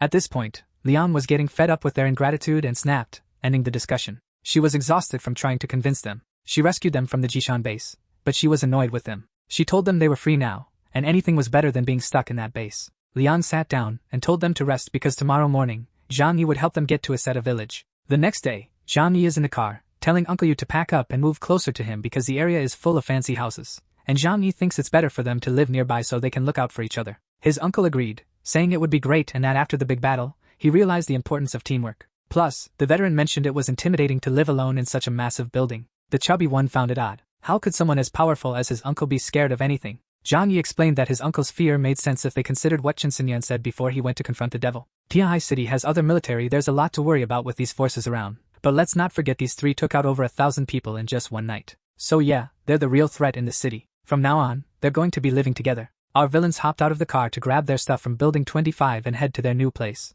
When Zhang Yi got back home, everyone breathed a sigh of relief. He calmed them down, saying he was okay and nothing happened. His uncle got a warm welcome from his lovely wife. Zhang Yi then noticed Karen standing quietly beside him. He went over and hugged her, whispering sweet nothings in her ear. Thanks to her, they pulled off this victory. They couldn't have done it without her and her bombs. Meanwhile, Xinxin watched from a distance, wondering why she wasn't getting the same attention. That's when Zhang Yi noticed Xinxin nearby and told her that she deserves the most credit. Her hacking skills kicked off the whole plan. Zhang Yi then gathered everyone for a chat. His uncle was curious about their leader's next move. Our main guy decided they should head back to the bigger bunker. There are plenty of mansions there. Zhao Honey felt a wave of relief. That place was her sanctuary, and she had spent her entire life working to afford a house in that community. Zhang Yi announced they'd all move out of the apartment, leaving supplies behind to turn it into a backup base. The girls packed their suitcases, and Zhang Yi prepared to lock up his first base, where everything had begun. He noticed Li Jing lurking at the end of the hallway. Li Jing mentioned everyone had been up since yesterday, spooked by an explosion to the west. Zhang Yi brushed off the comment and instead asked about Li Jing's health, wondering if he'd felt anything odd lately. Li Jing said he hadn't noticed anything strange, but his health was so poor that the building's doctor warned him against using his powers, or he'd end up as plant food. Zhang Yi reassured him it was fine since he seemed okay. Then, he said his goodbyes. Not long after, all our heroes were finally on their way. So, they finally made it to Zhang Yi's palace. He told the otaku and his uncle to chill for the day, and that tomorrow they'd get to pick a mansion in this fancy neighborhood to live in. After that, Zhang Yi headed inside with his cat, locked the door, and sighed, saying he couldn't believe he was finally going to get some sleep after a month of chaos. The next morning, we catch up with teacher Liang and her students as they finally reach Su village. Some folks had stayed behind in the village and weren't taken to the excision base. The villagers who hadn't seen her since she was with Feng's gang were pretty freaked out by her return. They were scared of her, thinking she might be trouble. Meanwhile, Liang was stressing because the supplies they got from Zhang Yi were running low. She knew her students were too weak to fish in Exa village's river. The only option she saw was to ask Zhang Yi for more food. Back with Zhang Yi, he's chilling in his love nest with Zhu Qier, who mentioned that things were pretty peaceful. In a cozy spot with Zhu Qier, she tells him everything's calm and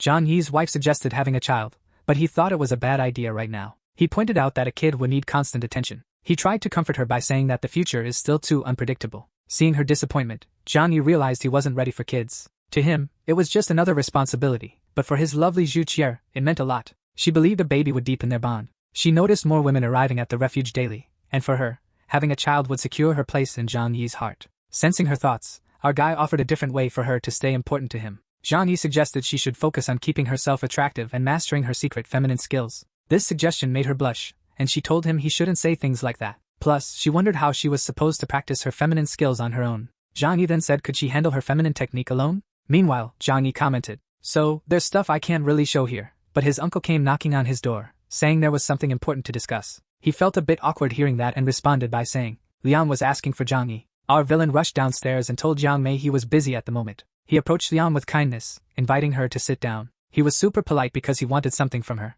She started talking about her struggles with her students, and Zhang Yi commented that it's tough seeing such a talented woman having to work so hard for others. He suggested she could stay there with him. The girl, hearing this, reminded him that their deal was to join forces with the Shishan base. In return, Zhang Yi would provide food and shelter for everyone for a while. She mentioned needing more food for her students. Now that the enemy base is gone, he doesn't have to stress about stockpiling food for the future. Liang is aware her students are pretty spoiled, so it'll take some time for them to become self-sufficient. Liang's got a stash of food for the future, but she knows her students are pampered. It'll take a while for them to learn independence and fend for themselves. Zhang Yi wondered how this was even possible. Didn't they have a tough time at the Shishan base? Liang didn't want to dwell on it. She could still provide food for a bit longer and would figure out a solution later. Zhang Yi, being a man of his word, pulled out a ton of food from his dimensional space for her. He assured her it would last her and her students about 2 weeks. Liang was deeply grateful, and Zhang Yi just said she deserved it. But he wondered if it was safe for her to be responsible for so many young students. This made her sigh. So, his words did have some impact on Zhang Yi. Liang recalled that since the apocalypse started, she's been tirelessly working as a teacher and protector for these students. Yet, they aren't truly appreciative of her efforts. Despite feeling this way, Liang said she couldn't abandon them, as they wouldn't survive alone in this world. She couldn't forgive herself if she did. Zhang Yi feels bad for her, knowing she sacrifices her own life to help others. That's something he would never do. Then, he gets a bright idea. He could help Liang break free from these students in a responsible way. Maybe then she could leave them behind and join him, since she refuses to abandon those useless parasites because she's just too nice. He figures if he can give her a solid reason to ditch her students, they could both live happily ever after. Plus, he remembers how her students acted like demons, especially when they threatened Xingxin with death. Snapping back to reality, he asks Liang why most of her spoiled students, who are over 18, still depend on her like little kids. And when the agreement ends, how are they going to fend for themselves? This really frustrates Liang, who hoped they would grow up and mature after everything they went through in Xixin. She's worried about how they'll fend for themselves. Liang's frustrated, hoping they'd mature after everything they faced in Xixin. But she was mistaken. Zhang Yi came in and told her he knew she was struggling with her students. He decided to lend her a hand. Liang was skeptical and taken aback. To get clarity, she asked him to explain what he meant. Zhang Yi said that, as she knew, he had plenty of resources, and it would be a breeze for him to support her and her students consistently. Liang was well aware that nothing comes for free and directly asked what he wanted in return. Zhang Yi replied that he wanted to provide meals for the students. He told her he already had a stockpile of food and equipment for many years. Xiangyi couldn't stand seeing Liang working herself to the bone like this. What he wanted in return for supplying food was her. He wanted Liang to be his. She was embarrassed and declared she would never sell herself like that. He must be out of his mind to ask for something so outrageous. Xiangyi then said she hadn't let him finish. He wanted her as a martial arts instructor. How could she think otherwise? Our villain wants to know what's on her mind. Is she really thinking of such indecent things? Is she a teacher? What does she teach? Liang feels embarrassed and apologizes for the misunderstanding. Xiangyi decides that if she thinks so poorly of him, then she doesn't deserve his help. The woman apologizes again and agrees to accept his kindness in exchange for teaching martial arts in bed. Xingxin overhears everything and wonders if Xiangyi also wants to date their teacher. Liang is determined to accept this deal to help her students. Our shameless protagonist insists she must come every day to teach for 2 hours, and then he'll provide food. He promises to feed 10 people each day, but only 10 people? That's not enough. Liang has 16 students and asks for more. Xiangyi, being clever, explains that the goal is to teach her students independence. If she always provides enough food, they'll never need to strive for more. Liang accepts this reasoning and tells him that 10 students will be fine. They need to put in more effort. Liang eventually accepted this and told him that having people around was better than nothing. Once Liang left, Xiangyi finally let himself relax. He was exhausted, even if he didn't show it. But it looked like his downtime wouldn't last long. Xingxin and Karen showed up. They arrived and mentioned they were late because their teacher had already left. Xingxin pointed out that they weren't there to chat with her, which piqued his interest. He was curious why they didn't want to talk to her. They explained that if they had come earlier, they might have messed up the negotiation. They said arriving earlier would have disrupted the negotiation process. Xingxin then asked if he was planning to take advantage of Liang too. The question was whether he intended to consume Liang as well. This question caught our villain off guard. The sudden question took him by surprise. It left our villain wondering why they thought that.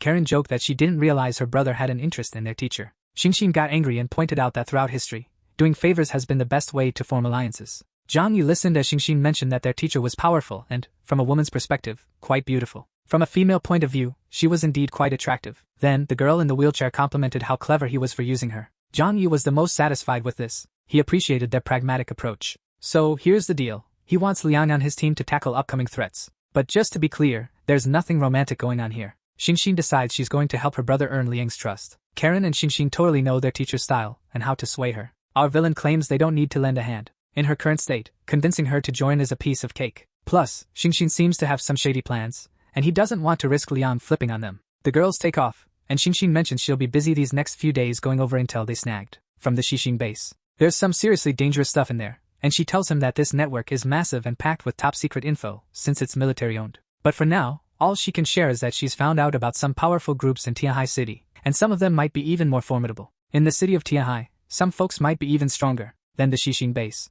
Xiangyi wasn't surprised. He figured as much since Tianhai is a massive city, and having just one dominant power there is impossible. Xingxin then shared that she found out there are conflicts among these forces and asked Xiangyi what they'd do if all these groups decided to team up against them. He said they aren't that unlucky for something like that to happen. Plus, he's not scared of anyone and trusts in his own strength and his team's. They're a force to be reckoned with, and he's sure anyone who sees them will think twice before challenging them. Xingxin felt reassured and happy hearing this. She said she'd gather all the intel and invite him to check it out. He was eager for that. Xiangyi then called Karen over because he needed to have an important chat with her. Once they were seated, he told her he doesn't want to be stuck in the past like before. When there's and they had a crucial talk. While sitting together, Xiangyi shared that he doesn't want to be stuck in the past like before. When there's Xiangyi wants to be ready for any attack, so he asks Halt to transform his 3 mansions into strong fortresses. Karen says planning is the easy part, but she's worried about having enough materials, machinery, and workers to get the job done. The protagonist reminds her that he can handle transporting any materials they need. His Uncle Yu has the strength of 100 men, and they've got the chubby guy who can control things.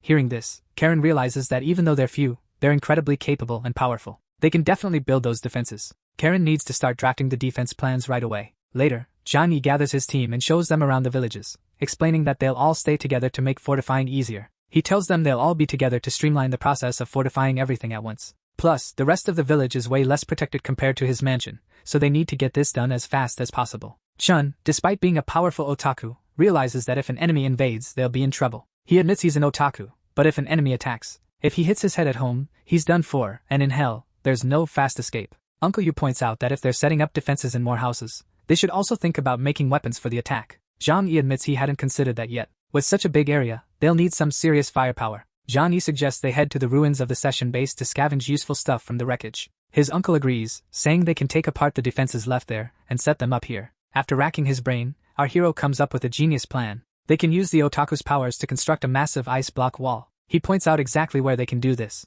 With Chun's abilities, they'll create a fortress surrounded by ice walls. While the battle generals are busy discussing the defenses they'll set up, 2 sharp minds and 2 strong bodies are playing some game. Zhang Yi mentions that you can never be too careful. Chun wasn't aware they could have other options. Bright bodies are playing some game. Zhang Yi mentions that being cautious is always wise. Chun was unaware they could have other. There are some dangerous groups out there, Zhang Yi mentioned. He said that for those groups, they don't even see them as a real threat. So, they need to act fast to strengthen their base. Zhang Yi ordered everyone to collect the wreckage from the session base immediately. But then, out of nowhere, someone unexpected showed up. Liang was standing right at his doorstep. Chun wondered if Zhang had found another 3D girl for him, but our villain clarified to everyone that he's not into that. He told them she visits daily just to teach him martial arts, nothing else. His uncle was curious if the tutor was up to any mischief with him. Our otaku started daydreaming about having private lessons himself. Their otaku fantasies made our villain a bit uneasy. Hehe boi. Leon was invited in, and was surprised to see so many people around. She thought the place felt really cozy, like one big family. The girls she knew were there too. It had been a while since the teacher. She was surprised to see so many people here. She found the place really cozy, like one big family. The girls she knew were there too. It had been a while since the teacher. She had seen her 2 students, Singson and Karen, who always felt safe with Zhang Yi. Singson even suggested that her brother, Zhang Yi, could let their teacher live with them too. This was Singson's idea, but the teacher wasn't willing to leave her students behind. Singson persisted, saying she could move in and still support her students. If she didn't, and they learned to fend for themselves, she'd be their servant forever. Hearing this, Liang wondered if Zhang Yi would welcome her there. The teacher questioned if it was selfish to abandon the other students in the village. Singson assured her that she could persuade Zhang Yi to let her stay. As for the students, Singson believed their living conditions wouldn't change regardless of where they were. Plus, if she lived there, she'd be able to provide more food for her students. Singson sensed her teacher was tempted and thought framing it as the best option for the students might convince her. Looking around, it was only natural for Liang to want to consider this option. Singson wants to live in this comfy spot. He knows Zhang Yi's plan is to convince her to stay here, leaving the students outside without protection. When that moment arrives, they'll be taken out. Liang says she'll consider it, and her girl will wait for her decision. After their chat, Zhang Yi takes Liang to her first martial arts class. He notices her clothes are a mess, so he gets her some fresh outfits. These luxuries make her feel embarrassed because she needs to shower and change into clean clothes to start practicing. When she returns in her new attire, her confidence is boosted, so Zhang Yi tells them to get ready. Her teacher says he must prepare like a man, and then they dive into practice. 2 hours later, Zhang Yi is exhausted, while his teacher hasn't even broken a sweat in her new clothes. She reminds him that mastering this takes years, but Zhang Yi just wants to defend himself better if necessary. Liang thinks that if he beat Ling Feng, then there shouldn't be anyone who can challenge him. Could defend himself better if necessary. Liang thinks if he beat Ling Feng, then there shouldn't be anyone who can stand against him in battle. Bang's expression turns icy. In this unpredictable world, he knows he must always be ready. He suggests they wrap up for today and hands her the food to take home. Liang recalls Xingqian's words and thinks if Zhang Yi had said all that, she'd be convinced he was plotting against her students. But since it was Xingqian, she assumes this pure girl couldn't have any bad intentions. Little does she know, Xingqian is actually more twisted and awful than our main character. We just need to remember that she enjoyed being mistreated and then ordered the flower cat to make him her meal. When her new wicked student leaves the room, the teacher starts wondering if she can truly stay here and feel accepted. As he exits the hall, he bumps into Chun, who suggests they bring Liang along on their trip to the Shishan base. Even though they supposedly blew up the whole base, he's still feeling tense, worried, and scared. Uncle Yu tells Chun to be more courageous. He possesses incredible power. Feeling tense, worried, and scared, Uncle Yu told Chun to be braver. He's got some extraordinary power, and looks like a frightened mouse. The leader says it's fine to be cautious, but that's not the same as being a coward. He adds that when the time is right, he'll invite Liang to join them. Meanwhile, Liang is pondering Zhang Yi's offer and whether she should bring it up with her students. When they saw the supplies she had, they were thrilled and rushed like zombies towards the food. Feeling relieved, Liang asked how their first day of fishing went. The student who used to run errands for the greedy woman at the Shishan base mentioned they struggled a lot, pedaling bikes every day. Now, with fresh air and freedom, no one wants to work outside in the cold anymore. They only managed to catch 3 fish. She wasn't surprised by the small catch. The boys were unhappy with the meager amount of food and wanted more. But one of them wisely pointed out that this food came from Liang, who got it from Zhang Yi. They should be able to pursue their own food. One of them suggests Liang should ask Zhang Yi, since she teaches him martial arts daily, if they can all stay at his place. They promise to eat less and help out with chores if needed. Other students argue that if Karen and Xingxin can stay, why can't they? The teacher, looking serious, explains that they aren't like those 2 girls. Xingxin is Zhang Yi's fiancée's sister, and Karen is Xingxin's best friend. Plus, those 2 have exceptional intellectual skills that none of them can match. Despite this, the selfish students still push Liang to find a way for them to live there. Liang realizes she can't bring up Zhang Yi's offer to them now. 3 days later, Zhang Yi and his crew are ready to head to the Shishan base. Karen is supposed to list the materials they need to gather. After they discuss what's necessary, after they talked about what supplies they needed to gather, they moved on to war strategies. They're heading to their destination. On the way to the Shishan base, Chun mentions that the flower cat seems different now. It's not the same animal anymore. Johnny gets it. The others are clueless, but the flower cat can absorb powers from other mutants. The flower cat devoured a bunch of mutants during the battle at the base, so now it's way stronger. Johnny can't wait to see this beast in action. Soon after, Xingxing calls the villain to check if he's reached the base because she's got some crucial info for him. She wants to know if he's there yet. Johnny tells her to spill the beans. Xingxing found out that Tai and Hai have 4 military bases spread across the city. Each base controls a different part of the city. These bases were set up ages ago and got even more fortified after the apocalypse. They're just as strong as the Shishan base, all underground, and packed with weapons and war gear. Johnny says now they know how many bases are left in the city, even though he realizes these bases are formidable. Johnny chimed in, saying they now have a clear idea of how many enemy bases are still in the city. He knows these bases are a constant threat, but he's prepared for it. Even though it's a bit of a trek from their place, there's no guarantee these guys won't try to expand their turf. But then, Xingxing cuts in, telling Zhang there's another special force out there. Not much is known about this group, except that they've got a ton of people. Johnny thanks her for the scoop, which makes our 4-wheeled heroine pretty happy, and she promises to dig up more intel for him. Chen, on the other hand, is sweating bullets, hoping these other bases don't come after them. Johnny is on the same page, hoping they stay off the radar. Plus, with 90% of Tai and Hai's population gone, there should be plenty of resources for the remaining 10%, so he's betting there won't be any need to fight over the city's food supplies. But his uncle knows that when things can go wrong, they usually do. Johnny, though, is sure that no matter who comes at them, the 4 of them in this car can take on any army. And finally, they roll up to the Shishan base. Johnny is sure that these situations are just part of the game. He's confident that the 4 of them in this car can take down any army that comes their way. They finally arrive at the Shishan base. He dashed toward the goal. Near the base, 2 groups of people stood around, clearly from different bases. These groups were arguing, probably because they came from rival bases. They all agreed that the entrance to the base was blocked. No one expected Xingxing to tick off the neighboring city and get wiped out by missiles. One leader remarked that Xingxing's arrogance was its downfall. The group with the red-haired guy was bummed their trip was a bust since they couldn't get inside. Clearing all the debris blocking the entrance is going to take a ton of effort, and they can't do it now. Still, one of the leaders is convinced there are valuable resources left inside the base. The red-haired guy suggests using mutant powers to clear the path. But then, how are they going to haul all that stuff back to their bases? The base of the guy who got there first is 200 kilometers away. Someone asks if they can even manage that. The red-haired guy mentions they're all in the same boat, trying to transport these resources. He came here just to check on the Shishan base's status. Finding out everyone at Shishan is gone is actually good news for him. Even if they can't grab the resources, now there's a scramble over who gets to claim this spot. The men are now fighting over who gets to control this territory. Johnny and his crew are watching the whole thing from a distance. His uncle realizes these must be the other bases Xingxing mentioned. Our main guy suggests they just follow his lead and keep quiet. Johnny approaches the 2 groups. He's wearing a fake uniform with the Shishan base symbol on it. These folks thought everyone from Shishan was dead, so they're pretty shocked. Johnny claims ownership of the place, and the red-haired guy quickly says he was just there to gather intel. He insists he got all the information he needed and plans to leave immediately. In his mind, the Qingqing base rep decides it's not worth getting into a fight over this. The representative from the Qingqing base decides it's not worth starting a fight here, so he plans to leave immediately. Something they couldn't even handle. But unlike the first group, the Chiyoyu base's representative argued that they didn't believe our group came from the Shishan base.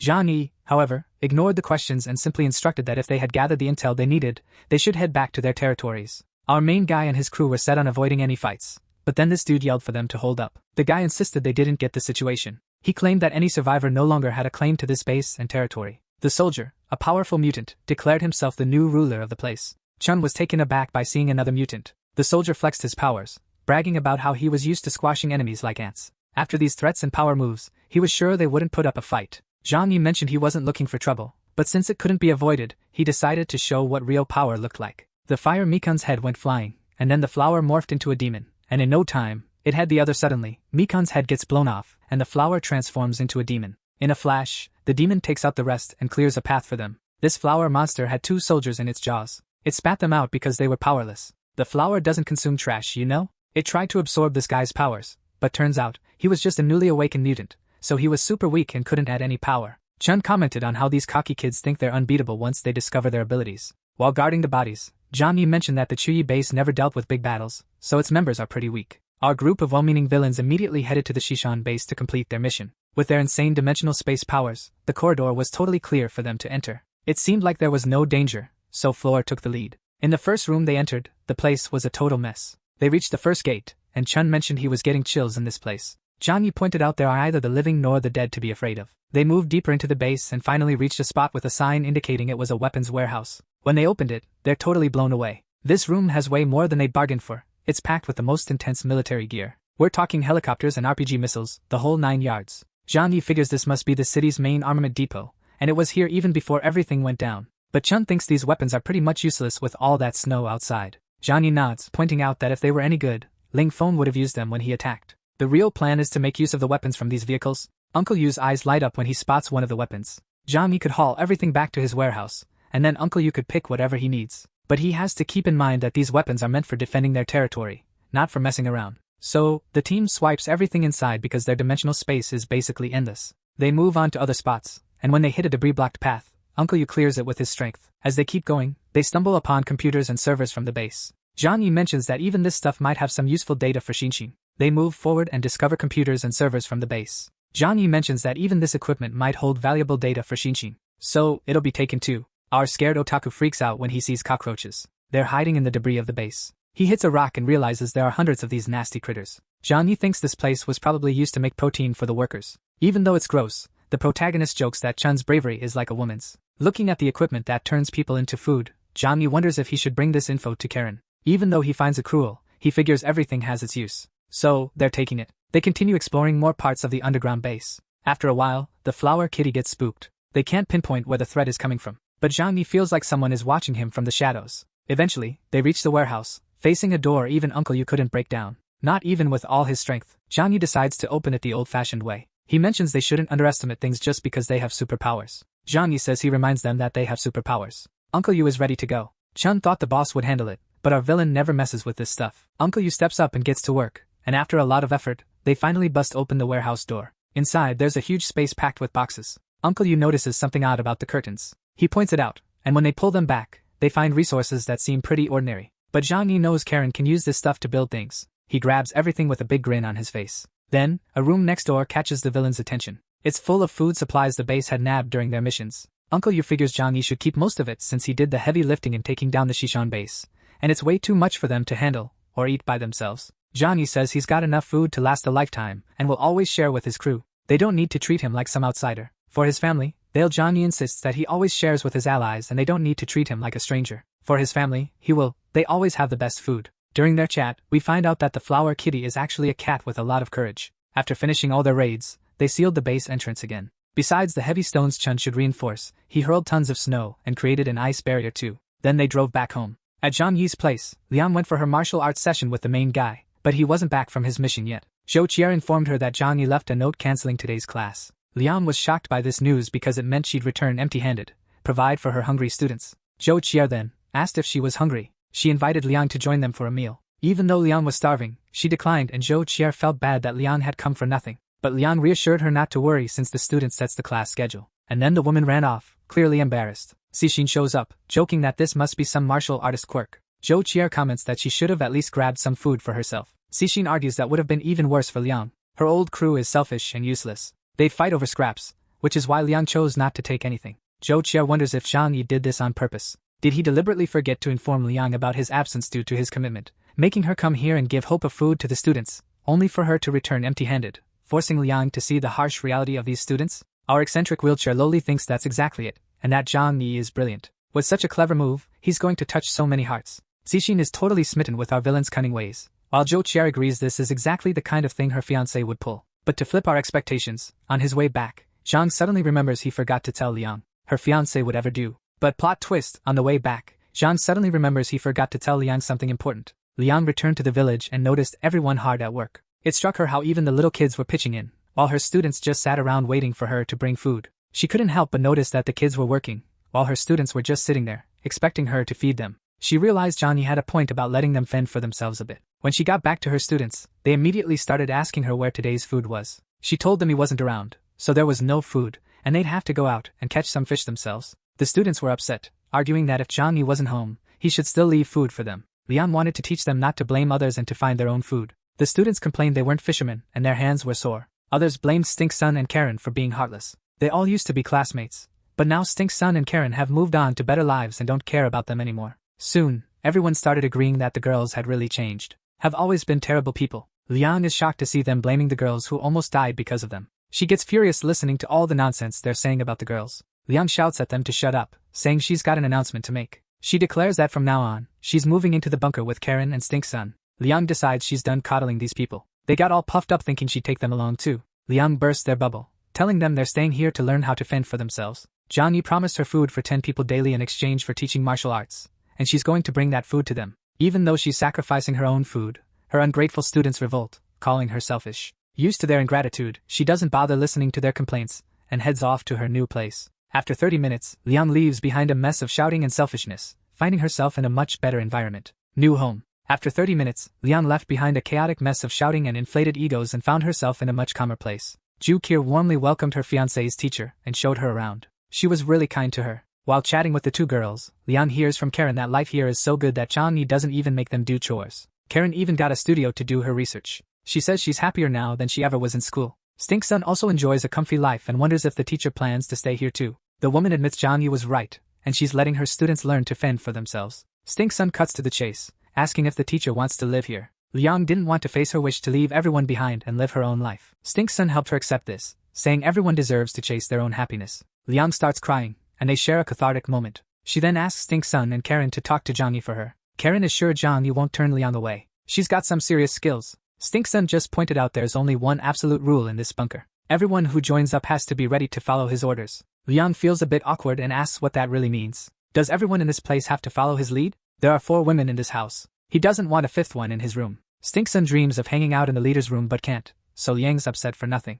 Stink Sun tells Liang she must be mistaken. Since Karen and she arrived, Zhang Yi hasn't shown any inappropriate behavior. The woman was thinking dirty thoughts, so Stink Sun clarifies that the big brother isn't a creep. On the contrary, he's an honorable guy, and all he needs from them is their strength. If that's the case, Liang says she's ready to follow all orders. After a while, the creepy villain shows up and gets a warm welcome from his favorite hacker. He was curious why Liang was around at this time, so Stink Sun explained why she was there. The two shady villains were chatting about, so Zhang Yi's plan actually worked out. Liang was furious with her students and decided she wanted to live here. Now, it's just about him having a chat and agreeing to let her stay. Stink Sun was really into making this happen, and her big brother knows she's always super smart. Our main guy tells the men to chill in the next room because he needs to talk about something important with Liang. Karen offers them some drinks, and then the 3 of them kick off their meeting. Liang feels awkward because she's unsure about Zhang Yi's true motives for wanting her in his group. She thinks she's here to ask a huge favor from the bunker leader. So Stink Sun puts on a show and asks if Liang can stay with them in this house. Zhang Yi, on his end, says that doesn't really add up. She's got her students to look after, so she probably wouldn't want to live here. It's not like he's against Liang staying here. The teacher recalls that Zhang Yi he invited her just once, and when she turned him down, saying her students needed her, he never brought it up again. Now, with a determined look, she thinks maybe she can prove herself useful and earn another shot at staying here. Karen whipped up a special drink for her leader and shared her thoughts. She feels the students just exploit the teacher's kindness. They don't deserve her dedication. Liang insists that Zhang Yi needs to let her students grow and learn to fend for themselves. She promises to follow all the rules and orders here. Every task and demand she's ready to tackle. Our main guy says he's okay with her staying, but he's skeptical she'll actually follow all the necessary orders. She starts to shake and insists she'll comply, but there are lines she won't cross. Zhang Yi acknowledges her sincerity and kindness, noting that while it's a strength, it's also a weakness. If it ever comes down to sacrificing an innocent life to protect the base and its people, could she really do that? She knows these situations can arise and says she's in, but if it's just to satisfy some evil desires, she's out. Despite her words, Liang thinks Zhang Yi is all about peace. Stink Sun agrees, saying the brother only kills when pushed. She nods, adding that she never harms her own people. Our villain just grins. He says, "Obviously, I wouldn't be so cruel as to ask for harm to those close to me." That's what he tells everyone. But with a sinister look, he admits to himself that he handles those tasks personally. Zhang Yi believes that in a post-apocalyptic world, accidents are just part of life. Plus, he's confident his girls would back him up against anyone who threatens them. They seal the deal with a handshake, making her an official part of our protagonist's crew. I doubt the MC will need to lift a finger for those useless ones to meet their end. Won't need to lift a finger for those useless ones to die on. Liang feels relieved knowing she can still help her ungrateful students while living comfortably. What do you think about that? Stink Sun, however, thinks her teacher is a bit naive. It won't be long before those fools mess things up for themselves. Zhu Ke and Yang Mai approach the newcomer, planning a party to welcome her to the team. They ask if she has a favorite food, but honestly, she's good with anything. The teacher feels a joy she can't quite put into words. But the truth is, the boss's daughter isn't the only one to blame, as these two women realize there's now another woman in the mix. Zhang Yi's bed is getting crowded with all these new possibilities. Our villain mentions there's going to be a meeting with the other members, and she should attend. He explains it's a war meeting where urgent matters will be discussed. It's not like there's a new war brewing, but Zhang Yi mentions they've discovered they're definitely enemies,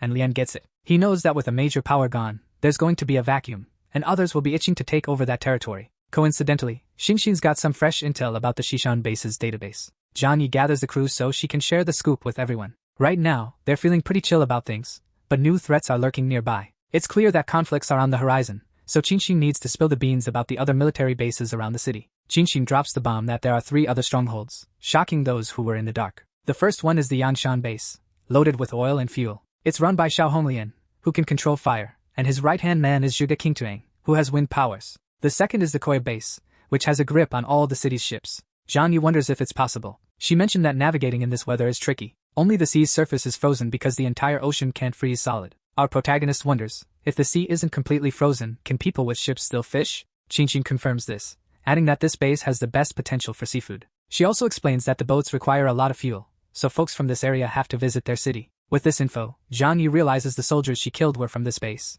The last of the 4 major refuges is Qingpu, led by Xing Tian, whose ability is pretty unique. His power boosts the abilities of those around him, but no one really knows what he looks like. There's not much intel on his territory either. Qinxin notes that during these apocalyptic times, the big factions avoid revealing their special abilities to each other. Zhang Yi thinks this is expected, figuring these people won't show their powers until the right moment. Their special abilities. Zhang Yi figured this was coming and thought to himself that these folks definitely wouldn't show their powers until the right moment. It's crucial, you know. As long as there's a power struggle in Tanhai, all the base leaders will be on high alert to avoid being overthrown. Qinxin went on to explain that each base has its own unique trait. For Zishan, it's their army's incredible strength. Yangxing is all about energy, Chuyi dominates maritime transport, and Qinxin excels in metal manufacturing. The other bases lack large armies, relying instead on individuals with special abilities. Among them, the Shishan base they took down was the toughest of the bunch. Once Qinxin wrapped up, everyone felt relieved, realizing these enemies were less of a threat than they'd already dealt with. Even Zhang Yi, usually so cautious, started to relax. But the teacher was curious about the 4th force Qinxin mentioned. She'd only talked about 3. Then, the girl in the wheelchair chimed in about a group called the Snow Worshippers. Their leader has this wild power to transform people into mutants. She figured out there was a 4th base, but it wasn't a military one. Instead, it was a religious base. Was not a military base. Actually, this place was a religious. There's this sect called the Ice Servants, led by a guy who claims he's the reincarnation of ice. He insists everyone should join him because he's the chosen one. The group's influence has skyrocketed, so the Shishan base now sees them as their biggest threat. Zhang Yi starts worrying about this religious army growing, especially since they all have mutant powers. This could turn into a massive problem. Our main guy wanted to hear what everyone thought about it, but since no one had any ideas, Zhang Yi decided his uncle should speak first because he's the major around here. The veteran said they should always be ready for the worst-case scenario. The first move is to build the strongest defenses possible. With the weapons they've got, they can gear up for any attack. Zhang Yi agreed they should prioritize building up their defenses. Qinxin is also pretty worried about getting attacked and thinks focusing on defenses is a good call. Zhang Yi also asked Karen for her thoughts. She said they should keep working on getting even stronger. They need materials to build defenses. If they leave now while other territories stay put, they won't run into enemies from other bases. Zhang Yi agrees they should head out ASAP to gather more materials. Qinxin is curious about her teacher's take since she seems pretty anxious about the whole thing. The girl reassures the teacher not to stress and points to the Shishan base as a case study. Even though it's the strongest base around, they couldn't explore or dominate territories without risking their forces because their armies are smaller. Considering this, they have plenty of time to explore and stockpile more resources available in the city. She emphasizes that while building defenses is key, they should first capitalize on this opportunity to gather more resources in the city. Qinxin wants to know if her teacher is on board with this plan. The teacher admits she's worried about her students if an attack happens. Won't they be in danger in the village? The girl acknowledges she can't protect them forever. If there's an attack, she'll be in danger in the village. The girl admits she can't protect them forever. If there's an attack, she feels powerless. But there's no need to worry since the enemies haven't been around here for a while. The protagonist figures that if there's an attack, the first target would be the village where her students are. Liang wonders if her students could help with building defenses. But Zhang Yi questions how they could help when they can't even fish in a place meant for fishing. It's a point she can't really argue with. Qinxin reassures them, saying it's unlikely the enemies will ever come here. To comfort the new member, the protagonist promises to figure something out if trouble arises. His promise catches everyone off guard. Zhang adds that if danger comes, he'll let his students stay at this refuge for a while. Everyone's reaction makes him ask why they're all looking at him like that. They weren't always close, but now Liang is part of his family, and if she wants to support her students, he promises to protect her students, and those words bring the teacher to tears. He tells her there's no need to thank him. It's the least he can do. Liang realizes she's been misunderstanding everything. Zhang Yi is actually a good guy, even if he seems harsh when dealing with strangers. The meeting wraps up with the local leader deciding that building defenses is the top priority. While that's happening, Zhang Yi and Karen will head out to find more specialized construction materials. After the meeting, Zhou Qi announces that Liang's celebration dinner is ready. Qinxin smiles, seeing her teacher so thrilled. The woman devours the meal like she's been starving. She eats so fast that her stomach can't keep up. Zhou Qi comments that Liang's been eating poorly for so long that her stomach can't handle all this meat. Liang is taken to rest because the rich food is too much for her. This good life feels like paradise to the teacher. After dinner, Zhang Yi asks Karen to come over and mentions that he's noticed something. She wasn't thrilled at the meeting, The girl just shrugged it off, saying it wasn't a big deal. But Zhang Yi playfully flicks her forehead, reminding her not to keep secrets from him since they're family now. Gathering her courage, she questions why he would accept those troublesome students. He must know how they treated Qin and her back at the academy. Zhang Yi reassures her, explaining that it's all part of his strategy. Before any attack happens, those demons will gather and starve. Her eyes light up, realizing her brother's brilliance never fails. Zhang Yi then insists they keep this under wraps and not discuss it at home. When they head out tomorrow for more materials, they can talk more about it. Karen, now in high spirits, goes to fetch the list of materials needed for construction. Zhang Yi knows he can only manage his own group. Now, it's a matter of seeing how their rivals will act. The next day, Karen pointed out where she wanted the materials, and our villain transported the ice stones, allowing Liang to get started on the work. Uncle Yu, with his incredible strength, could easily lift those perfect blocks of metal. While they were hard at work, Zhang Yi noticed two people hiding in an abandoned house in the village. Intrigued, he saw them from a distance. Realizing this was a chance, he felt pretty pleased with himself. Chen was curious about what Zhang Yi was observing, but our guy kept it to himself. Instead, he went to Liang, hinted that she needed to know something, and apologized. He used to call her students selfish, but now he had just seen one of them helping someone else. Zhang Yi shared a few details, prompting the teacher to rush to the house to check it out. Inside, the student was doing his best to secure the door. This girl was one of the villagers, and they were about to make a trade. He'd give her food, and in return, she'd help him with some things you can probably guess. As the room got warmer, Liang arrived outside and heard the commotion. She broke down the door and then, she caught the two helping each other, and the sight made her furious. The student argued that he's an adult with needs, so she should understand. He insisted that no one was forced into anything here, and the girl agreed with him. Liang grabbed the food she had given them and crushed it in her hands. Was this what she worked so hard for? The girl got angry and told Liang to just be obedient and keep providing food, without interfering. The boy chimed in, saying she had no say in the matter. Despite her anger, Liang's former student asked her to leave and not meddle in his affairs. Feeling defeated, she left the room. Zhang Yi was waiting for her, and remarked that reality can be harsh. Liang asked if he thought she was foolish. She felt sad and admitted she might be. Zhang Yi advised her not to hold a grudge. That reality can be harsh. Liang wanted to know if he thought she was dumb. She becomes upset, and says she must be. Zhang Yi then tells her not to hold a grudge. He doesn't hold anything against her for revealing the truth. Even if he disagrees, he's not going to judge her. The woman gets really upset, and says she needs some time to herself. Qin gets curious about what's going on, and then Zhang Yi fills him in, leaving the chubby guy totally shocked. Liang locks herself in her room, reflecting on how foolish she's been and how everything she did feels pointless now. Soon, Zhang Yi knocks on her door and comes by to check if she's alright. She replies that she just needs a moment, and she'll be back to work soon. But our hero insists that nothing is more important than her well-being. He showed up because he was genuinely concerned. Hearing that he was worried about her makes her cheeks turn red. Zhang Yi asks if he can come in to chat, and she lets him. He sits on the bed and tells her he gets that this hit her hard, but he hopes she can find a way to move forward. Zhang Yi tells her there's still a long road ahead and offers his support, saying she can always talk to him if she needs someone to listen. The woman then asks if he thinks she's a hopeless fool. Zhang Yi admits she can be a bit naive but acknowledges she has her reasons for believing in those people. Liang opens up about her past, sharing that she's been practicing martial arts since she was a kid. Her whole life revolved around martial arts, and she dreamed of becoming a TV star or something significant. But being a woman made it tough for her to shine in the martial arts world. So, she eventually decided to leave martial arts behind and pursue a career as a bodyguard. She recalls those years as the most glorious of her life. After some time, she gained a solid reputation.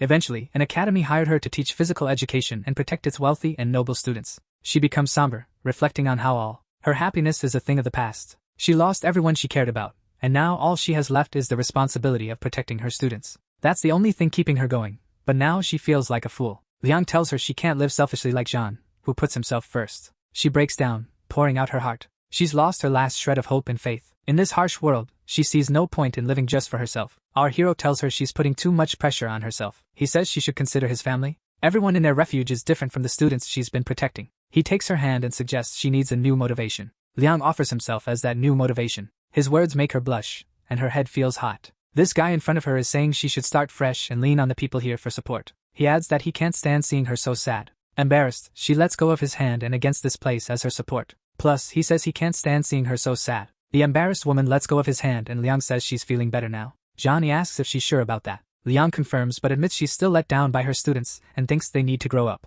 He stands up and leaves, leaving her behind as he reflects on everything that happened. When he runs into Qinshin in the living room, he asks if Qinshin has eaten yet. Zhang Yi, knowing Qin's teasing ways, just says he's not interested in the teacher like that. Qinshin disagrees, saying Liang is very beautiful. Zhan admits she's pretty but also a handful, and her issues are what he can't stand. The protagonist leans in and whispers that at least now Liang won't view her students the same way. He fills him in on what went down, and what she saw in the cabin. Hearing this, Qinshin comments that they are truly disgusting. Zhan suggests that the best move is to convince Liang to ditch those people so he can deal with them without any hassle. Shin hears his brother's plan and says she'll help him out. These events leave our villain feeling pretty pleased. The next day, they're gearing up to hunt for materials. Karen's rocking some military gear from the Excision base they claim to be part of. Her uncle Yu wanted to tag along, but John said the little flower kitty was all they needed. She was all set for her commander's orders. He playfully pinched her nose, saying she's a real troublemaker. Karen thinks she looks great in the uniform, and Johnny agrees, which makes her blush. He gives her something for self-defense, and asks if she knows how to use it.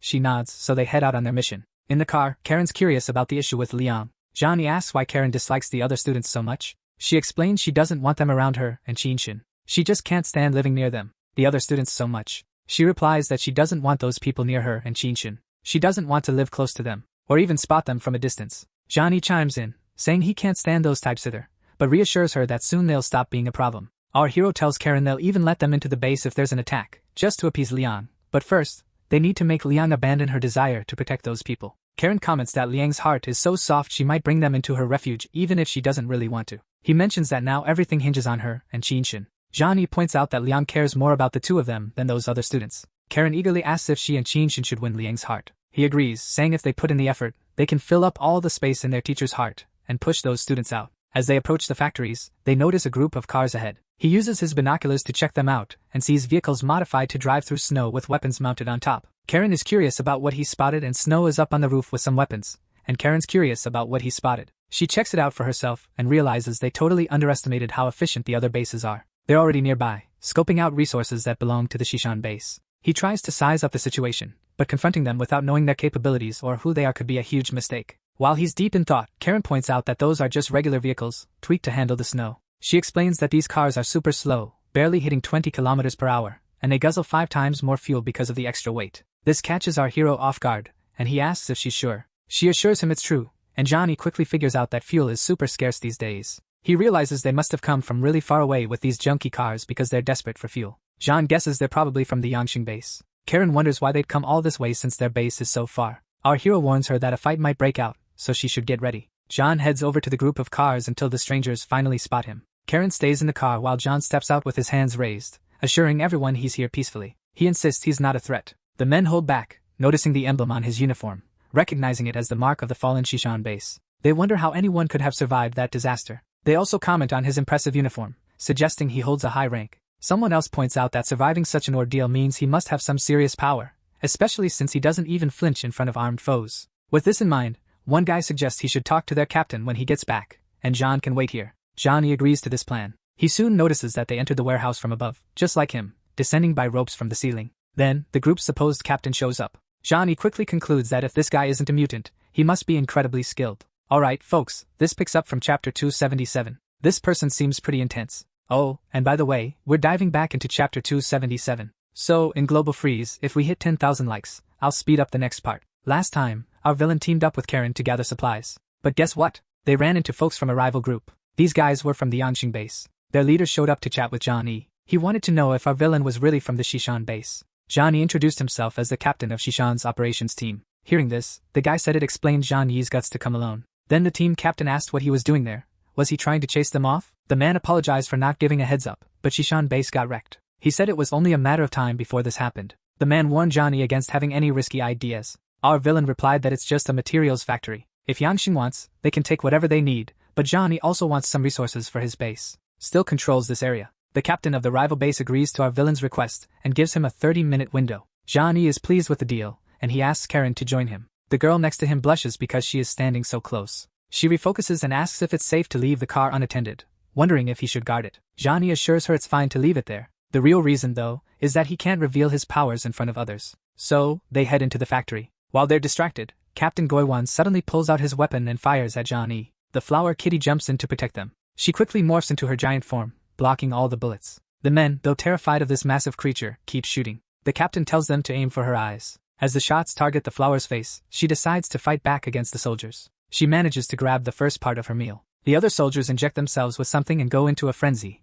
growing larger. These things are like instant steroids, making people bigger and stronger. It's like a bodybuilder's ultimate fantasy. Johnny figures out this stuff must be some kind of combat booster. With it, Flower goes wild, taking on 3 soldiers at once. They manage to hold their own against his massive mutant cat. While they're caught up in the fight, someone sneaks up and shoots them from behind. You'd never guess they got shot before they even realized what was happening. They turn around just in time, and our guy uses a portal to block the attack. Captain Goiwan now sees that Johnny is a mutant. After getting attacked, Johnny stops hiding his powers and goes on the offensive. He starts firing at his enemies, declaring it's the end for them. Goiwan tells everyone to scatter. Little did they know, one of Johnny's new tricks is making bullets curve in midair. He picked up that move from a movie. They split up, but each of them ends up with a bullet to the head. None of them could dodge, not even the captain, and gets knocked out cold. Watching this, Karen is super impressed and mentions that Big Brother looks really cool in action. After devouring them all, the flower kitty spits them out, saying these scraps are useless. Plus, they're not even tasty. Our villain comments that even when he tries to keep the peace, they push him to use force.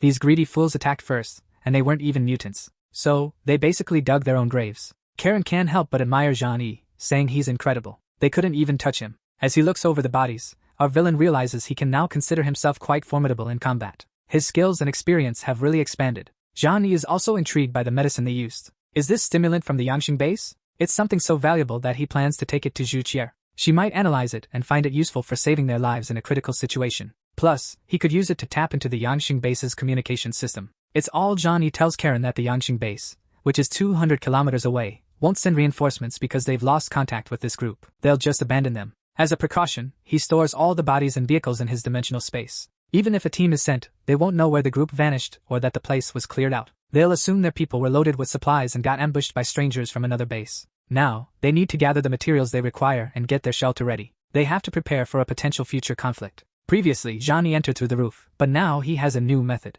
He asks Flower to create an entrance for them. The kitty grows huge and makes a large hole. With the hole made, they can now descend using ropes. They still have to go down several meters because the snow outside is really deep. Inside, Karen points out what she wants, and Johnny collects everything with his ability. They can rappel down using ropes, but they still have to cover several meters because the snow outside is really deep. It's several meters thick. Inside, Karen points out what she wants, and he starts gathering everything into his storage space. After grabbing everything they need, they head back to their car and drive towards their mansion. Our main guy lets out a sigh, mentioning that the war games are about to kick off again. He starts brainstorming his next move. Johnny advises Karen to keep quiet about their encounter with the Yangxing base. Naturally, Karen is puzzled by this. The protagonist explains that it's something they need to handle on their own. He'll ensure they don't leave the base recklessly, but he also wants to avoid unnecessary panic. Their priority now is to focus on building up their defenses. Genya assures her that he'll share the details when the time is right. In the end, Karen is convinced it's all for the best, so she is once again impressed. When they return, everyone is still hard at work, constructing the base's defenses.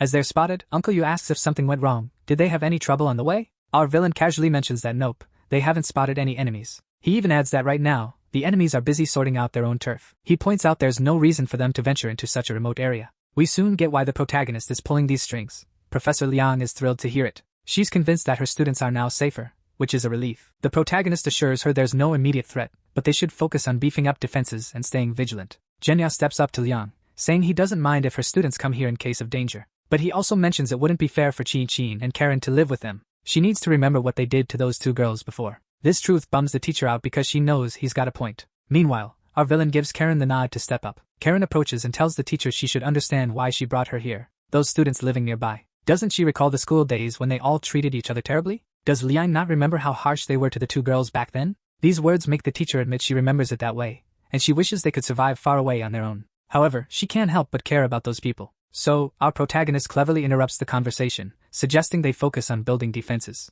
He pulls Karen aside and signals to Liang, which she interprets as him preventing Karen from arguing with the teacher over the students. Liang appreciates this, and later, the protagonist really gets into constructing what Karen needs. He gathers the materials and asks how she wants it done. Karen explains that if they don't worry about looks, they can strengthen those walls in 3 days. Big Brother says that's fine. It doesn't need to be pretty, only defense matters. Then he asks if Karen needs a hand with something, and the girl stretches, saying it's no big deal. She's a bit slow, but he doesn't need to stress about the quality. Our villain heads over to Qin's room and gives the door a knock. The girl in the wheelchair is thrilled to see him. Genya tells her that when he was out with Karen last time, they stumbled upon something pretty interesting. After some small talk, he fills her in on how they ran into folks from the Yangxing base and took them down. He mentions that, contrary to what they thought, the enemies are lurking and could attack at any moment. But he assures her he's not worried about them. It's not a big deal for him. Qin agrees with Genya, pointing out that unlike the Shishan base, those guys coming from afar won't have the gear to attack them here. So, based on her own reasoning, she wonders if they can use this opportunity to deal with those students from Sea Village.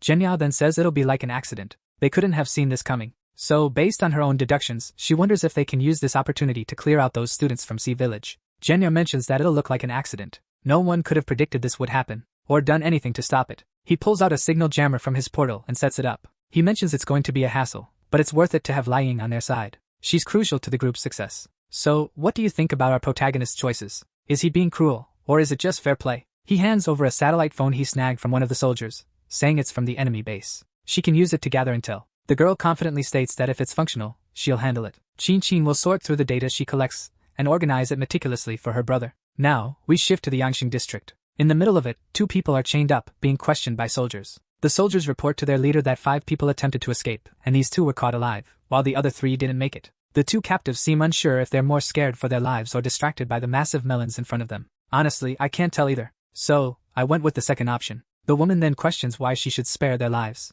She reminds them that they were given food and lodging in exchange for their work. Despite this, they ran away. Why should she trust them now? The men claim it was a momentary lapse and beg for forgiveness. She demands to know where they would have gone if they had managed to escape. The men are terrified and at a loss for words. She then accuses them of planning to join the snow worshippers sect, calling them hypocrites. Her intense gaze makes the men panic. They plead for mercy, promising never to attempt it again, all while frantically bowing their heads to the ground. She turns to her assistant for his thoughts. The guy with glasses suggests they test their new miniature explosives. They can attach them to people, and anyone who tries to escape again will be blown up. The woman is intrigued and asks to see how this works. She places a necklace around one man's neck and inquires about its range. Her soldier explains it works up to 5 kilometers from. She places something on one of the men's necks and asks how far it can reach. Her soldier says it works up to 5 kilometers. This controller is supposed to work. Once she hits the button, the person with the necklace will have escaped. They'll be transported to another world. The woman with the big assets tells them they're getting a second chance. Now that they're wearing these necklaces, they can decide whether to stay here or make a run for it again.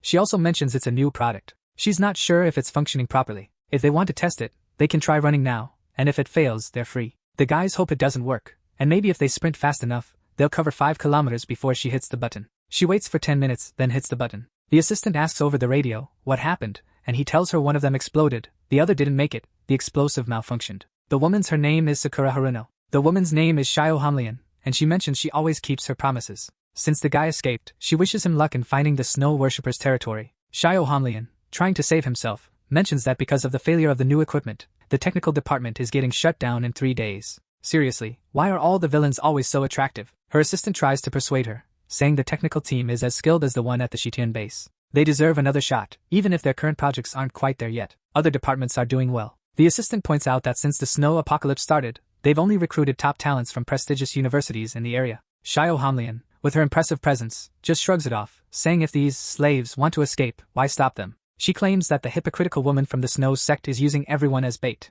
Her assistant suggests they should seize some territory from the Shitian base to ease their resource shortages. That's where their focus should be. Shio Hamlian agrees but insists the technical department needs to stabilize those explosive collars first. They have to secure their own territory before making any moves. As explosive collars, they need to secure their territory first before joining in. She advises her assistant to proceed with caution and instructs the scouts to explore other territories to avoid any potential danger. Then, she inquires about the number of troops that have returned from their mission. The assistant reports that all the exploration teams are back, except for one group that ventured to the farthest territory and hasn't returned or sent any updates. She starts to wonder if they might have been ambushed by some military force. Her assistant reassures her that, given the current situation, rival bases wouldn't dare to start a war. He explains that no military base is eager to engage in a major conflict with another, especially with the looming threat of the snow worshippers. He suggests to his boss that smaller factions in that area might have attacked the exploration team. However, he notes that unless they discovered a significant resource, it's unlikely other bases would have broken the agreement and attacked their group. His boss questions what kind of resource could be so valuable that it would trigger a large-scale conflict.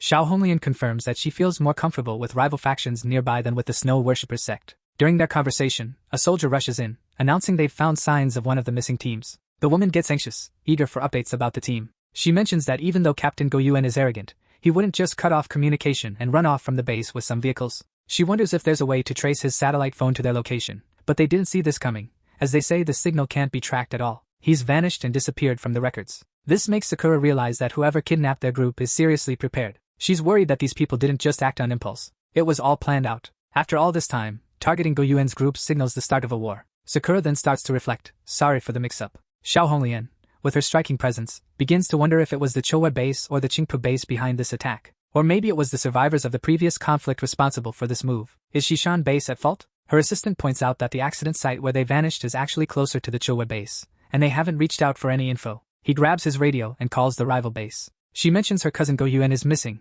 and the last she heard from him was near the Hongyuan factory in Lijian district. Do they have any leads? The Chowa base leader says Go Yuan passed through without issues. If something went wrong, it's not on them. The local leader adds that one of their own teams is missing too, which is concerning since the missing folks are mutants. In Shanghai City, mutants are rare, and even those around can't stand up to skilled warriors. He wonders if their disappearance ties back to their base. Xiao Honglian denies any connection, insisting it has nothing to do with them. She adds that in all of Shanghai, there are only a few military forces with the strength to. Some people are mutants. In Shanghai, there aren't many mutants, and even those around couldn't stand up to well-trained warriors. So, he wonders if his men's disappearance is linked to their base. Naturally, Xiao Honglian denies it and insists there's no connection. She mentions that in all of Shanghai, only a few military forces have the power to face off against their powerful mutants. She thinks the Qingpu base isn't interested in conflict, so she doubts it's them. Xiao Honglian points out that the only other option is that the Snow Worshipper sect is behind it, for attacking their base. When she asks for his opinion, the leader of the Chowa base says that if these Ice Cream sect followers mess with his right-hand man, they're going to pay a price.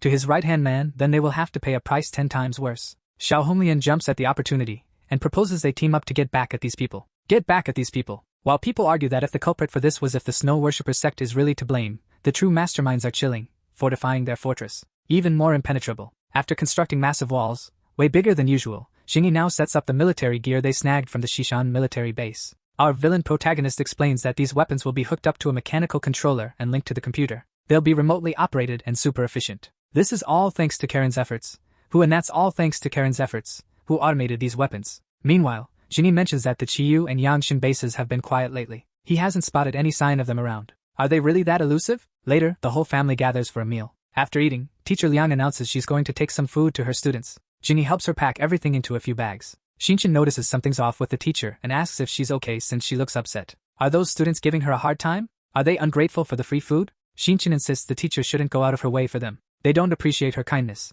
She tries to persuade the teacher that she isn't obligated to help them. Any duty she had ended when they left the academy. Meanwhile, our protagonist is just observing from a distance. This time, he's letting his girls handle things on their own. Later at the training center, Xingyi asks Liang if she thinks there's any threat in the neighborhood. If there is, they can address it now. So, he's bringing the students here. But this time, he insists that because these people don't get along with Karen and Xinshin, they need to hash it out in a meeting. Basically, everyone has to agree. They all need to be on board with letting them come here. The teacher hears this and feels pretty down because she knows Xinshin and Karen are totally against it. She understands she has to respect their feelings. Their reasons for not wanting their old classmates around are pretty solid. But then, she starts to feel hopeful again. Liang thinks everything's chill in the area. Maybe this peace will stick around for a while. So, maybe they're stressing over nothing. With that in mind, our main guy relaxes a bit and gets ready to dive into training. Slowly but surely, his plan is working out. Liang knows the girls aren't fans of their students, but she believes our guy is on her side, trying to help her protect those fools. If things go south, she's confident Xingyi will do whatever it takes. He'll definitely try to keep them safe here. Our villain's pretty sharp. Liang gears up too. Our villain's a sharp one. Liang also gets ready to show off her skills. It's time for Xingyi to master the ultimate hand-to-hand combat. She starts dominating our villain in the fight. It's like with every hit, the villain is feeling something weird, things he never expected. He mentions she's changed a lot since she got here. Once she lets go of those troublesome people, she'll be a completely obedient pawn. After a long day, our protagonist is lying in bed, pondering his next move. He could turn on the phone he snagged from the Yangqing base and leave it with the students in the village. That way, he'd lure the enemies there. They'd definitely wipe out everyone. But this would also draw the base's attention to his hideout, which is super close. He also wonders if maybe the bases will never realize he's behind it and never come to his turf. After weighing all the options, our villain figures he can't count on peace lasting forever. He's got to take risks and stay in control. Xingyi is going to pull off this bold plan. He hands to keep the peace going forever. He knows he has to take risks and stay in control. Xingyi is set to pull off this bold plan. He hands over the phone is handed over to the flower kitty, who sneaks it into a secret spot in Zhu village.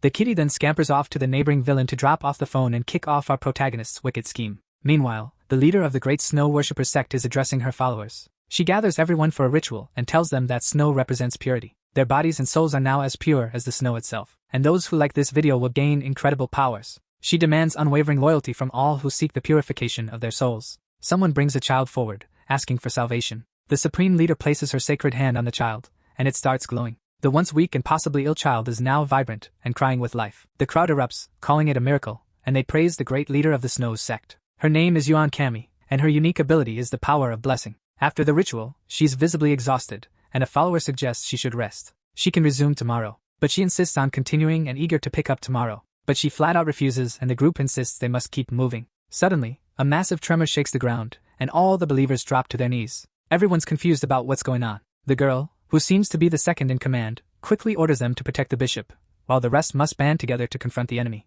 The leader of the ice cream sect offers a prayer, hoping for a blessing to shield her followers from this brutal conflict. The followers are about to face the enemy head-on. Outside, several cars pull up in front of the temple, unleashing a barrage of gunfire at the entrance. The snow cult followers are armed too and start firing back at the attackers. Some of the more extreme members have strapped explosives to themselves and charge at the troops, ready to blow themselves up. Xiao Honglian, the leader, remarks on how these fanatics are so brainwashed that they waste their lives without a second thought. They have no fear of death anymore. Xiao Honglian then declares that today she'll topple this religious fraud from power. Meanwhile, on the enemy side, priests join the fray as soldiers continue shooting wildly. The sacred mutants step in with their powers, managing to wildly with their weapons. The sacred mutants unleash their powers and manage to. These guys have magic shields that can even stop bullets. Any ammo that hits just drops to the ground. It's like the bullets don't even exist. The priests are confused, wondering why the bases are breaking the peace agreement. This question just fuels Xiao Honglian's anger. She demands their leader show up. She yells that they were the ones who broke the peace deal first, so they shouldn't be whining. Then she takes a swig from Gar's gourd and spits out flames at them.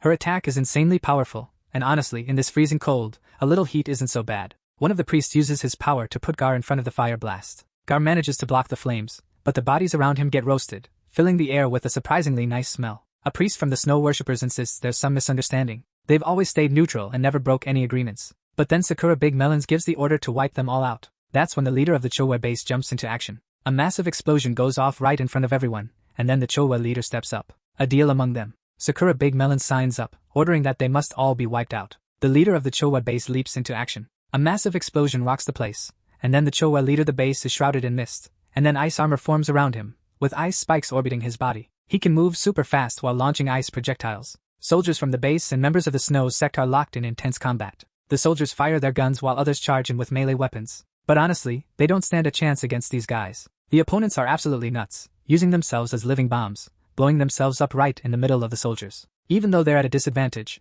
they're causing serious damage to the military forces. This makes Xiao Honglian anxious. She tells the rival leader they need to team up to take down Zhang Yishuan. The woman takes a big gulp from her gourd and triggers her purgatory forge transformation. Zhang Yishuan sees this and is caught off guard. Before she can react, Wei Dehai, the Chowa base leader, sneaks up and grabs her leg. Maybe his power lets him do that. Xiao Honglian suddenly appears next to the girl, lifting him off the ground. She lands a powerful slap on the girl's face, causing a massive explosion. Thankfully, it wasn't enough to take out the girl from the Snow sect. The new recruits of the Snow sect are shocked. What just happened? They quickly gather around the girl, who is badly hurt. Xiao Honglian nearly took her down. Meanwhile, elsewhere, folks in fury are fighting recklessly. Even though it's like swatting flies, there are so many of them that they're managing to take down numerous soldiers. Xiao Honglian knows her team is winning, but they can't afford too many losses, or they'll be exposed to the Qingpu military base. As the chaos continues and lives are lost, Xiao Honglian announces that her cousin and 10 of his key men were killed. Suspicion immediately turns to the Snow Worshippers sect, and she demands answers right away. Wei Dehai yells that his trusted general Wang Rishuan was killed in Xishan base territory. He claims that throughout all of Shanghai,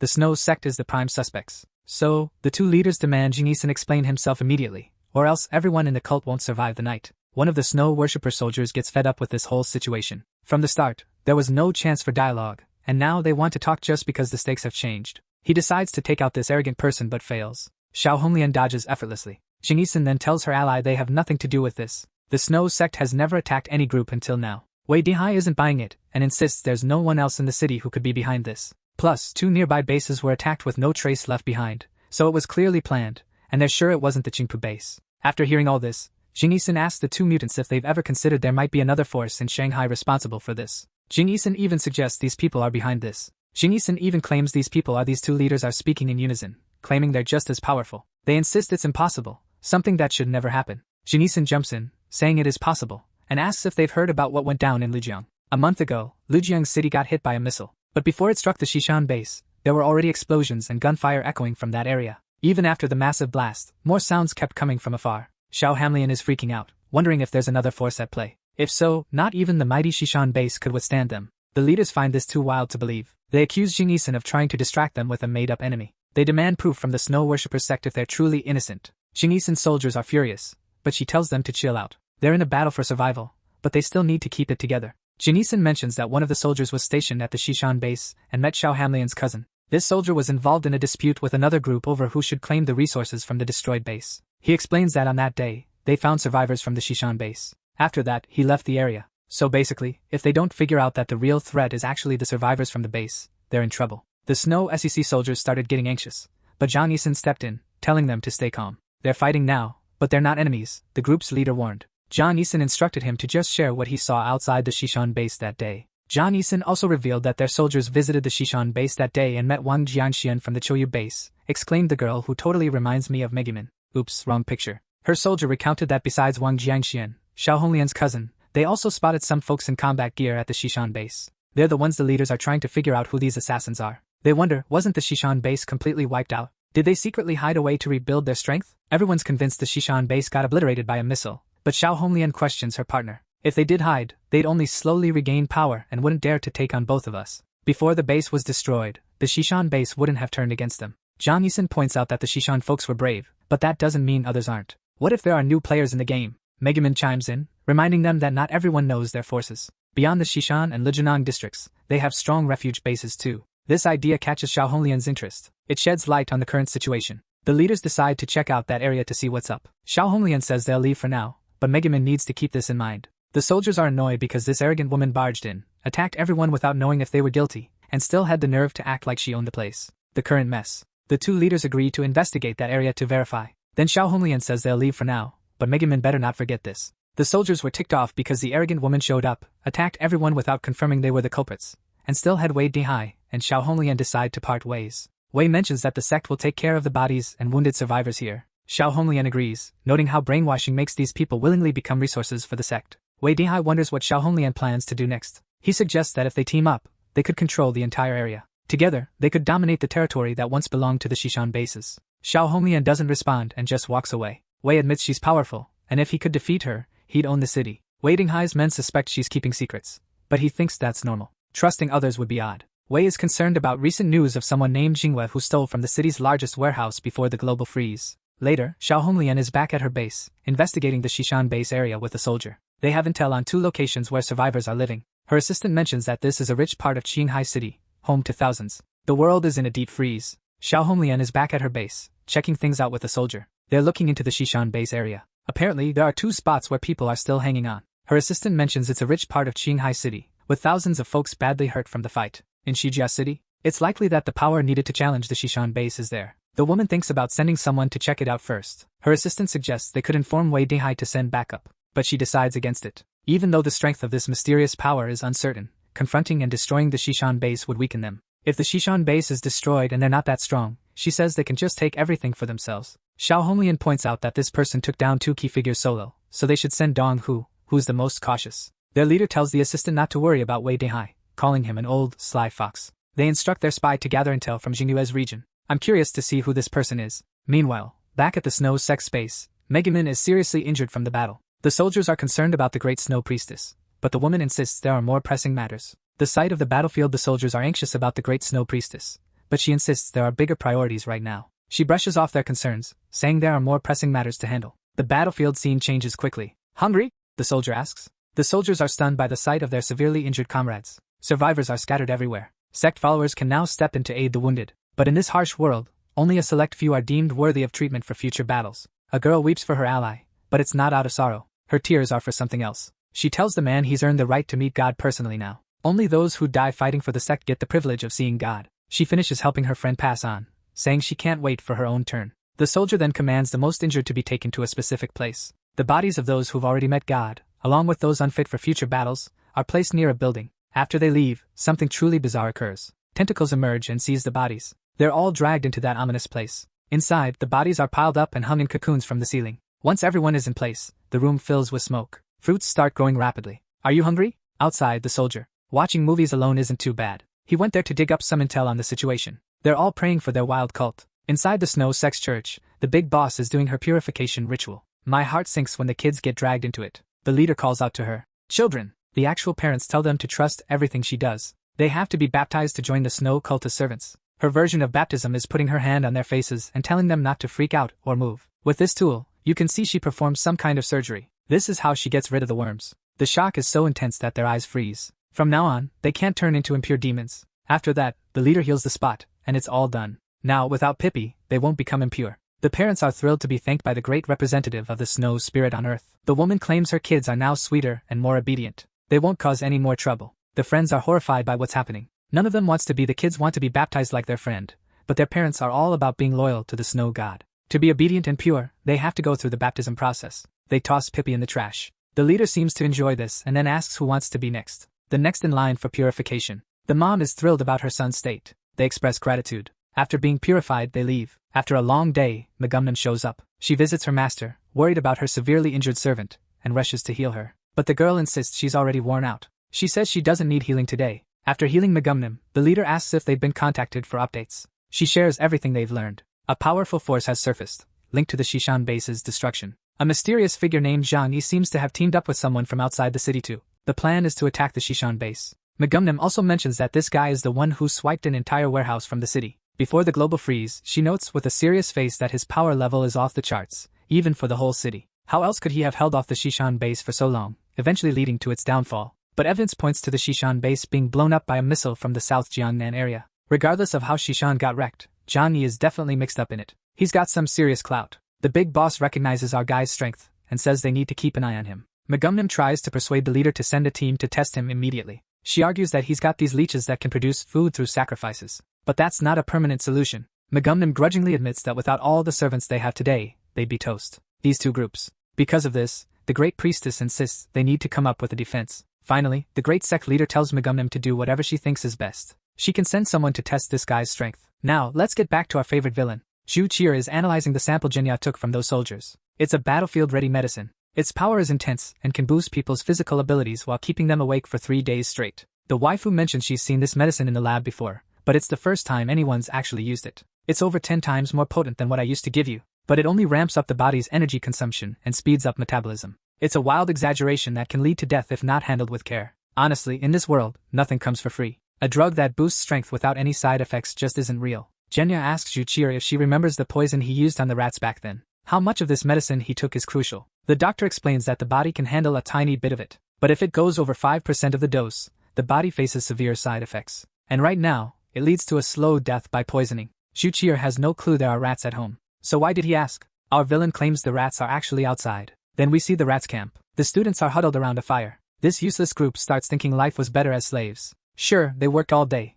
but at least they weren't cold and had tasty yogurt. Xiao Taiyin seems to be the only one thinking straight. He says if they'd all gone through his experiments, they wouldn't be having these thoughts. The girls apologize and wonder why Lian got upset with them. One guy mentions she's Jinny's property now. Maybe she made a deal. Xiao Taiyin is stuck listening to his classmates trash talk their teacher, but they quickly change their tune when she shows up. Suddenly, they're all about how much they miss her. Lian mentions that lately, the area hasn't been safe. There are hidden basements full of food, so while they're out scavenging, they should stay hidden and be extra cautious. The students freak out and suggest crashing at Jinny's place if things are really that sketchy. The teacher, used to their antics, just tells them to look out for themselves and stay safe. She finally gives them the treatment they deserve. They devour the food she brings like they're starving. They eat as if it's their last chance. Some strangers approach the village, and the only one who notices is Xiao Taiyin. Before he knows it, someone grabs his neck and tells him to keep quiet. Taiyin doesn't have the strength to break free, but he manages to kick the stranger, forcing them to back off. The guy finds the kid's strength pretty odd, and just as Taiyin was about to make a run for it, the exit got blocked. Taiyin tried to fight his way out, but then he got decked with a punch that obliterated everything inside. That one punch took down the strongest guy around. A few hours earlier, these folks rolled into the area by car and decided to explore on foot. That's when they stumbled upon the wall of Jinny's fortress. Seeing that, the soldier realized whoever built this could definitely take on the powerful decision base. The shiny-headed guy told them to stay sharp. This opponent isn't one to mess with if they slip up. He warned that their lives could be on the line. They headed to the nearby village, tracking the satellite radio signal of the missing soldiers. They played it safe, sending someone ahead to scope out the situation and ensure it wasn't a trap. The soldiers found no one around, no guards, no sign of an organized group. Despite this, the guy with the shiny head cautioned that a super powerful person might show up. If anything weird popped up, they need to be ready. Everyone needs to evacuate, and that's what left the guy speechless. His scout came back with news that up ahead, there's an abandoned village. No guards, no people, just emptiness. He managed to pinpoint the signal source without tipping off the target. Is the real powerhouse hiding behind that line of defense? But why is the signal source here? Could it be a trap? Under these circumstances, they stumbled upon Liang's students' hideout. They got captured. The orders were to bring everyone along. It didn't take long for the mastermind behind this nasty scheme to notice the satellite phone signal at the student's place had shifted. Zhang Yi headed to the window to check out the view of the nearby town. He was itching to see how his plan would unfold. Later on, he went to the control room where Qin Chen was hanging out. She was watching a movie when her big brother showed up. Zhang Yi greeted her and asked if watching movies solo wasn't boring. He was there to gather intel about the he's on a mission to find out more about the mysterious enemy, rumored to be a survivor from Shishan. The girl mentions that these people are super cautious, and because they rarely use satellite phones, there's not much data to go on. She managed to discover the identity of the person Zhang Yi took out. His name is Guiwen. He's Xiao Honglian's cousin, the leader of the Yangxing base, and also heads a team. Even our villain is worried about accidentally offing a relative of the Yangxing base leader, which could cause a lot of trouble. Jin Chen points out that Guiwen is just a cousin, not a direct sibling, so their relationship might not be that tight. But Zhang Yi insists they should still brace for impact. Based on chat logs between him and folks from the Yangxing base and another base, even without full details, Jin Chen suggests they might have to deal with a joint attack from two groups. Zhang Yi imagines the worst-case scenario where those two bases team up to investigate the mysterious enemy, rumored to be a survivor from the Shishan base. But my guy Zhang Yi, however, is determined to survive through it all. His determination made everyone take notice. Whether it's about Zhang Yi or that woman Liang, isn't worried about these folks. Unless they've got some serious military firepower, like missiles, they're not a big deal. Actually, our new favorite villain is itching for a showdown with them. That's because the only way they'll get it is by realizing that the Shishan base is now Shan Ye's turf. Qin Chen was all eyes and ears as he spoke, saying they need one last battle to show off the family's strength. Only then can they live peacefully. Basically, the girl got it. They either crush these enemies or make them fear Zhang Ye's power forever. Qin Chen took a moment to bring up the sacred snow religion. From what she overheard, it's clear that the Yangxing base isn't a fan of the sacred snow religion. So, Qin Chen is sure there's some beef between them. Our villain asked his intel leader about this. Qin Chen is saying that if they get attacked, near the Yangxing base, they're debating whether to consider the Snow sect as allies. The girl thinks it's worth considering. Having an extra ally is definitely better than another enemy, right? Zhang Yi didn't rise to power for no reason. Our villain points out that a known ally can be more dangerous than an enemy, but he's open to using them if needed. He doesn't mind taking advantage of these people a bit if he can. Meanwhile, back at the Yangxing base, the soldiers who went to check out the satellite signal and the Shishan base area have returned. They brought back the stolen phone and several people for questioning. The hot girl in charge was chilling in her room when she got the news about their return. They discovered Go Yuan's lost phone in Sujia town and nabbed a group of students claiming to be from Tianqing Academy, along with their teacher who's with Zhang Yi. As for Zhang Yi, they didn't spot him, but they did find a massive ice and snow fortress across the river in Sujia. Q-Ball thinks that if he's right, Zhang Yi and his crew are living there. Behind that fortress, they managed to halt the assault on the West Mountain base. Pleased with the update, Xiao Honglian asks about the hostages. The guy suggests she should go interrogate them immediately. They're the pure and innocent students of Teacher Liang. I can't help but think this woman is stunning. Will she handle these arrogant ones in a beautiful way? The bald guy mentioned that one of them might be linked to the Shishan base, as he discovered body modification tech on him. Xiao Honglian orders a deeper investigation into this person and then sits down, flaunting her gorgeous legs to these fools. They don't deserve such a lovely sight. She then demands they spill everything they know. Otherwise, this won't be a chat, but an interrogation, the kind nobody enjoys. Naturally, the most arrogant student shouted that he'd reveal everything she wanted to know. He just wanted to survive. His reaction made everyone else agree. Whether it's about Zhang Yi or that woman Liang, Zhang Ye's crew is on it. The woman asks if there's any more intel. They need to think hard because so far, it's not enough to say they spill everything. First up, they're asked how they got the phone. They have no clue about that. They insist they've never seen it before. This answer doesn't sit well with the woman. The cocky one tries to be clever, saying Zhang Yi left it behind. The woman isn't buying it. She then asks how many people are working under Zhang Yi and what abilities each of them possesses. How many weapons and resources does he have at his disposal? Xiao Honglian wants a lot of answers, but these folks know nothing. They've always been lazy, just eating and sleeping. What they do know is Zhang Yi has some space-related powers, and his crew is strong. Plus, there's a girl who prefers not to stand and is an amazing hacker. Another girl is sharper than all of them put together. The woman's assistant points out that this info doesn't really help gauge how strong Zhang Ye's team is. The woman asks if they have anything else. They better think hard, because so far, it's not enough to spare them. Anyone in the village. Were they taken by some powerful force? Their meaningless lives. Naturally, this freaked them out. They insisted that Teacher Liang really cares about them, and wouldn't just abandon them if they were in danger. Xiao Honglian, tired of arguing, decided to lock them up for a bit so they could reflect on their situation. If they still don't have any useful info after some time, they should be used as bait. Her assistant then suggested that these students are close to Liang from Zhang Ye's crew. Maybe they can be leveraged to negotiate with him. The assistant also pointed out that they still don't know how strong Zhang Ye's group is, and this could be a chance to find out. Xiao Honglian then pondered, should they use these people to threaten Zhang Yi? She concluded that in this apocalyptic world, only people with value are worth trading for anything. These folks are clearly worthless. Anyone who'd swap even a piece of bread for them would be a fool. After such insightful words, her loyal assistant remarked that not all women are as rational as she is. Maybe this Teacher Liang's got a soft spot, and her assistant makes a solid point. Living near Zhang Ye's shelter shows Liang Yu still cares about them. Xiao Honglian thinks Liang might be a bit naive. She agrees to the plan,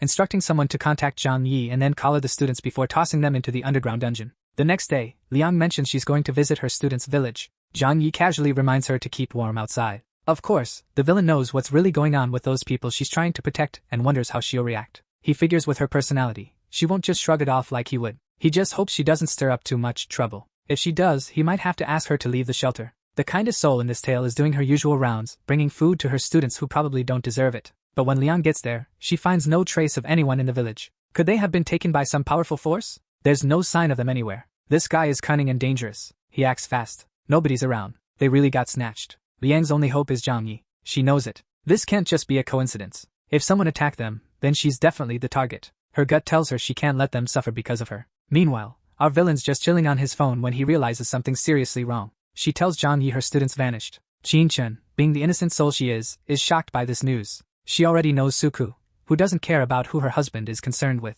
Liang searched everywhere. Not a single clue. She tells Zhang Yi, suspecting the nearby factions might have already moved in. He knows it's possible, but it's puzzling why they took them without leaving a trace. Our villain wonders if Liang has an enemy out to get her, but the woman has no known enemies. Blaming the innocent, the villain reassures her not to worry, because they need to figure this out together. First, they have to check if anyone's approaching the shelter for any clues. So, he decides to review the footage, speeding through all the house cameras. No signs of enemies show up. With no threats detected, the only option is to wait for any move from them. Zhang Yi recalls that while Shanghai is known for having 4 major organizations, they can't dismiss the possibility of smaller, unknown forces being involved. It's nearly impossible for them to take any proactive steps. But if someone kidnapped Liang's students, they must have a plan. All they can do now is wait. Liang gets it, but she's puzzled about why anyone would target her. What's their motive? Zhang Yi suggests it's because of her power, which only makes the kind-hearted woman feel worse, as if it's her fault they're in this mess. We know Zhang Yi, despite his dark side, is sharp. He quickly realizes the situation. He's not just evil, he's clever. He takes her hand and reassures her, saying her problems are his too.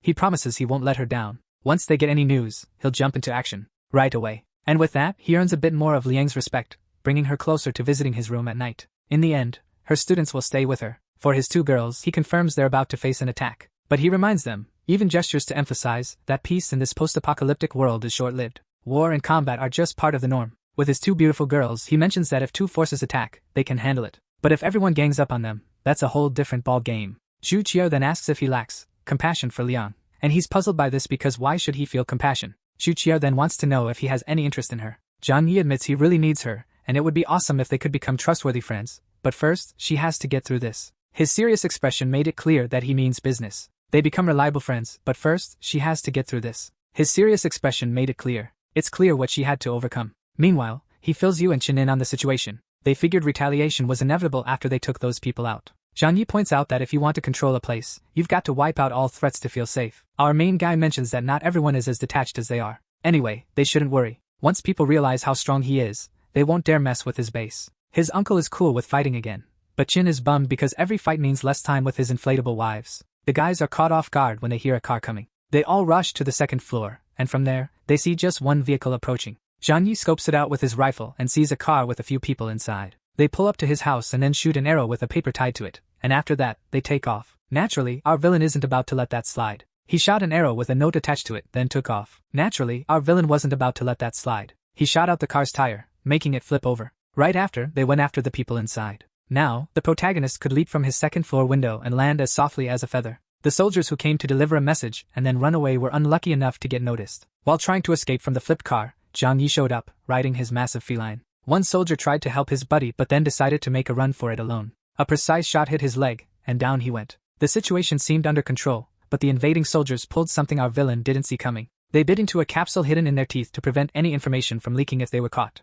Basically, they chose death over being captured. Zhang Yi was clueless about their mission here, but Chun, looking worse than ever, brought over the arrow that was shot into the wall. Zhang Yi ordered him to stop right away. There was a chance it was a trap. To be safe, the chubby guy needed to carefully release the object, and then Zhang Yi placed the arrow in his own dimensional space. He can stash anything he wants. He can see everything in there perfectly, which makes this ability insanely overpowered. Not knowing if it's safe, Zhang Yi tells Chun to swap out his gloves for new ones. They can't risk it with unpredictable mutants around. Later, in Zhu Kair's lab, Zhang Yi shows up with another weird sample for her to check out. He sees it's a letter on paper, but she needs to ensure there's no poison in the ink. Our guy explains that it's during careless moments that people get attacked. His uncle agrees, saying you can never be too careful. Zhu Kair nods at their logic and starts a chemical analysis. When she checks the arrow, it turns out to be poisonous. If the chubby guy had touched the arrowhead, he'd probably be having a funeral right now. Now the doctor gets how even small things can be dangerous. She also mentions there's something written on the paper, and they sees it through the glass. It's a virtual address, and Xingchen knows it. This is their way to reach the Yanxing base. The confident girl asks the leader if she can call them right away. Our villain says he trusts her skills completely. If she assures him there's no risk of hacking, he's on board. Lian gets pumped because these folks are the ones who took her students. It can't just be a coincidence. But before moving forward, Yi reminds her that while this is true, she needs to remember that dealing with enemies isn't straightforward. If they show any weakness, they'll definitely get hurt. So, Lian should just watch and not reveal any interest in the students. If they think she's got a hidden card, they'll have the upper hand. Even with her gentle nature, the teacher gets the reasoning. They all gather in the living room, and Xingqi makes the call on Discord to Zhang Yi, the big boss of the harem, and his wives. They pick up the call, and on the other end, the woman asks if so, this guy Zhang Yi? Yeah, he runs the whole area around Zhu village. And there's this fortified mansion too. A woman steps up, she's the boss of the Yanxing district shelter. Her name? Xiaohan Lian. She cuts to the chase, asking if he took out her team at another factory recently. Our villain? Totally unfazed. Says it was just business as usual. Xiaohan Lian is livid when she hears he attacked her crew. She boasts that in all of Shanghai, no one dares to mess with her or her Yanxing base. But now, Zhang Ye's days are numbered, according to her. Zhang Yi? He's chill. Says the last person who threatened him ended up as ashes. That person was Chen Xinyan, the old leader of the Xixian base. Xiaohan Lian, on the other end, insists she's no fool. Everyone knows Xixian base was nuked. She's not buying his story. Zhang Yi thinks it's a bit arrogant. He then asks the woman why the Xixian base got hit by a missile. Both sides wanted to prove their dominance over each other. So, our villain warns her that if she accepts reality soon and stays obedient in the future, they might survive. If not, it'll be easy for another group of rookies to take over. Our villain uses his authority to demand that the prisoners be handed over to him. Otherwise, this won't be forgotten. Zhang Ye's confident words really tick off the woman. She argues that if he were so powerful, he'd already rule the entire celestial city. Xiaohan Lian, trying to keep her power, threatens to send the hostages' remains to him piece by piece. Hearing that she shouldn't do that, the woman calms down. It seems she has some leverage over this cocky guy. Han Lian asks if these people mean anything to him, or if she can just get rid of them now. Zhang Yi, with Liang by his side, admits he cares and is open to negotiating. Han Lian gains confidence. She says she'll consider it. The girl in the short dress accuses Zhang Yi of killing her cousin and soldiers. Now, she's got some important people in her grasp. She wants to trade them for something valuable. Specifically, she wants the resources from the warehouse in the city before the ice apocalypse hit. She tells our villain he needs to hand over half of his resources, and in return, she'll let this slide and return his students. Naturally, the protagonist isn't having any of it and flat out refuses. No way, he says. Han Lian declares that the only option left is war. Zhang Yi also took out someone from the Chowa base. Can he really handle an assault from 2 major bases at once? Her threats don't faze him. The villain confidently tells her that if she thinks that, she clearly underestimates his power. If she wants a war, he's ready. His loyal soldiers hear their leader's bold stance. Zhang Yi warns that if the 2 bases attack, he won't spare anyone. This guy dared to show up when challenged. Now, he's claiming the students as his own. He insists she should just hand them over. But the woman on the other end is like, the more you demand, the less I'll comply. She's planning to make them suffer so much they'll be begging for a life they can't have. Liang's worried hearing this, but Zhang Yi is secretly hoping she'll just get on with it.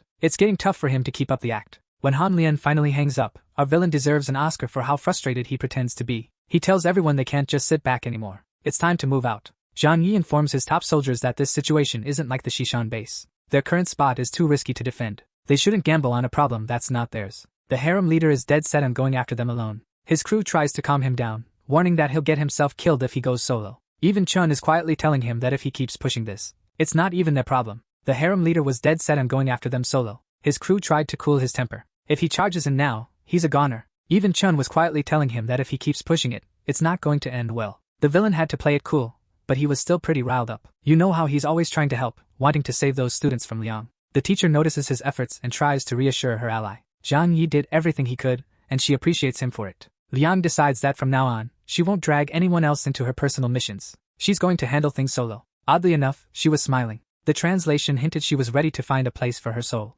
It seemed like she was willing to die to keep her promise to protect her students. Shu came to the same realization. Even after almost snagging an Oscar for his performance, Zhang Yi couldn't sway Liang. Chun remarks that the boss acting was impressive, but it felt too fake. Honestly, anyone who knows him would doubt such heroic words coming from him. Everyone's aware that Zhang Yi doesn't fight battles he can't win. At least he's showing his support for her. His uncle believes this mess isn't his fault. Out of all of them, only Liang Yu showing his support for her. His uncle believes this mess isn't his fault. Out of everyone, only Liang Yu. Zhang Yi genuinely cares about these students, even though everyone knows they're lazy and can't fend for themselves. Having them around is just a hassle. This is especially true for Zhang Yi and Liang. Their team is well aware of our villain's real motives. Even if it seems selfish, the people here stick together because they're the best in their fields and help each other survive. Karen knows Liang won't be cool with this and is super worried. He orders them both to talk Liang out of doing anything reckless. Meanwhile, Liang is in her room, clutching her sword, ready for one last stand. Xingxin and Karen head to her room to talk some sense into her. Xingxin questions the kind-hearted woman, asking why Liang would go off to die and leave her and Karen behind.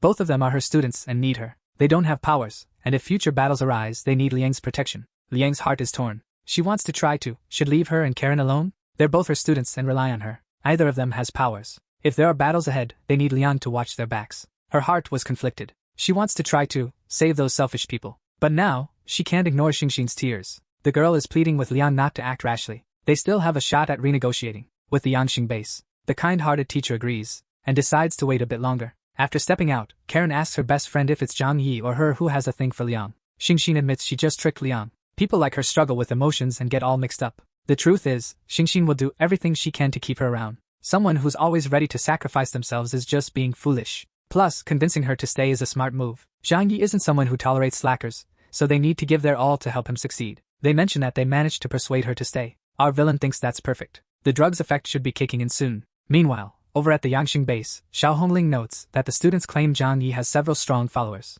The woman believes that if she can recruit them, the full might of the Yangxing base will the pressure is mounting. Her assistant agrees that, given the circumstances, it's just a matter of time before they cave. They need to topple Zhang Ye's hold over his followers. Hongling wants to seize Zhang Ye's forces and resources without getting into a fight. Showing their hand now is risky since rival bases are always watching, even though her assistant thinks it's worth the gamble to strike Xingyi's fortress. But she insists it's better to do nothing than to act rashly and mess things up. She just tells them to record videos to send to Xingyi. Soon, he is thrilled about what he's going to do with his instrument, which I don't even need to name. Then something weird happens. The incompetent ones start throwing up and getting dizzy. This hits all of them at once. He quickly realizes these are signs of poisoning. But how could this happen? There's no way they were poisoned here. The assistant contacts his well-endowed leader to update her on the situation. She wants to know if they can be saved. Sadly, the doctor says they've been slowly poisoned over time. There's no hope for them. As he shares the news, the man suddenly realizes something. They've been tricked, and this is all a setup by Xingyi. These people were his pawns. Hanlian can't wrap his head around it. Why would Xingyi and his crew want to get rid of these people but not do it themselves?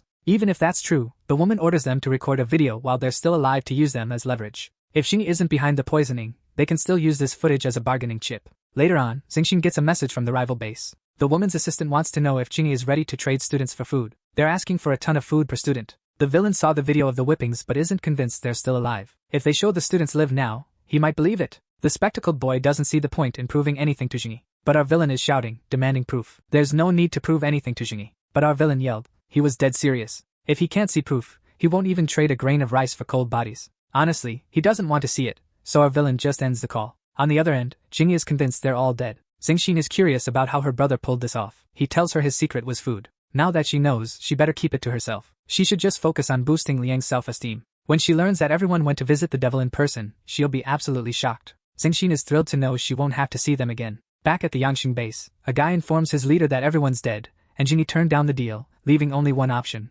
war. 2 days later, Xingyi gets a video from the Yangxing base. The outcome is crystal clear. Xiao Honglin calls it an eye for an eye. She personally took their lives as a declaration of war. The woman confidently claims that Xingyi will soon be hanging with these people. Despite the intense scene, Xingyi stays calm and collected. He's happy he managed to pull this off without getting his hands dirty. Xingxin, upon witnessing this, lets out a sigh, and that's when her brother notices that she's upset. She despises them, but seeing this outcome doesn't bring her joy. Deep down, she's really hurting. Xingxin worries that in this world, one day, someone might do the same to her. To Xingyi, those people are worthless, and this doesn't faze him at all. But Xingxin is still just a kid. No matter how grown up she seems, her heart isn't as hardened as his. Pay attention to our villain's words, folks. Xingyi assures her not to worry. He won't let Xingxin die. That's because he himself won't die, so either will she. The poor girl has a sharp mind, but being stuck in a chair makes her even more determined not to be a burden to her brother. She's set on becoming very useful to him. I think she saw that she could be really useful to him. I think she realized other students have faced similar fates, and Xingxin is worried that in battles, she might not be as useful to Xingyi. She's afraid she could end up being discarded.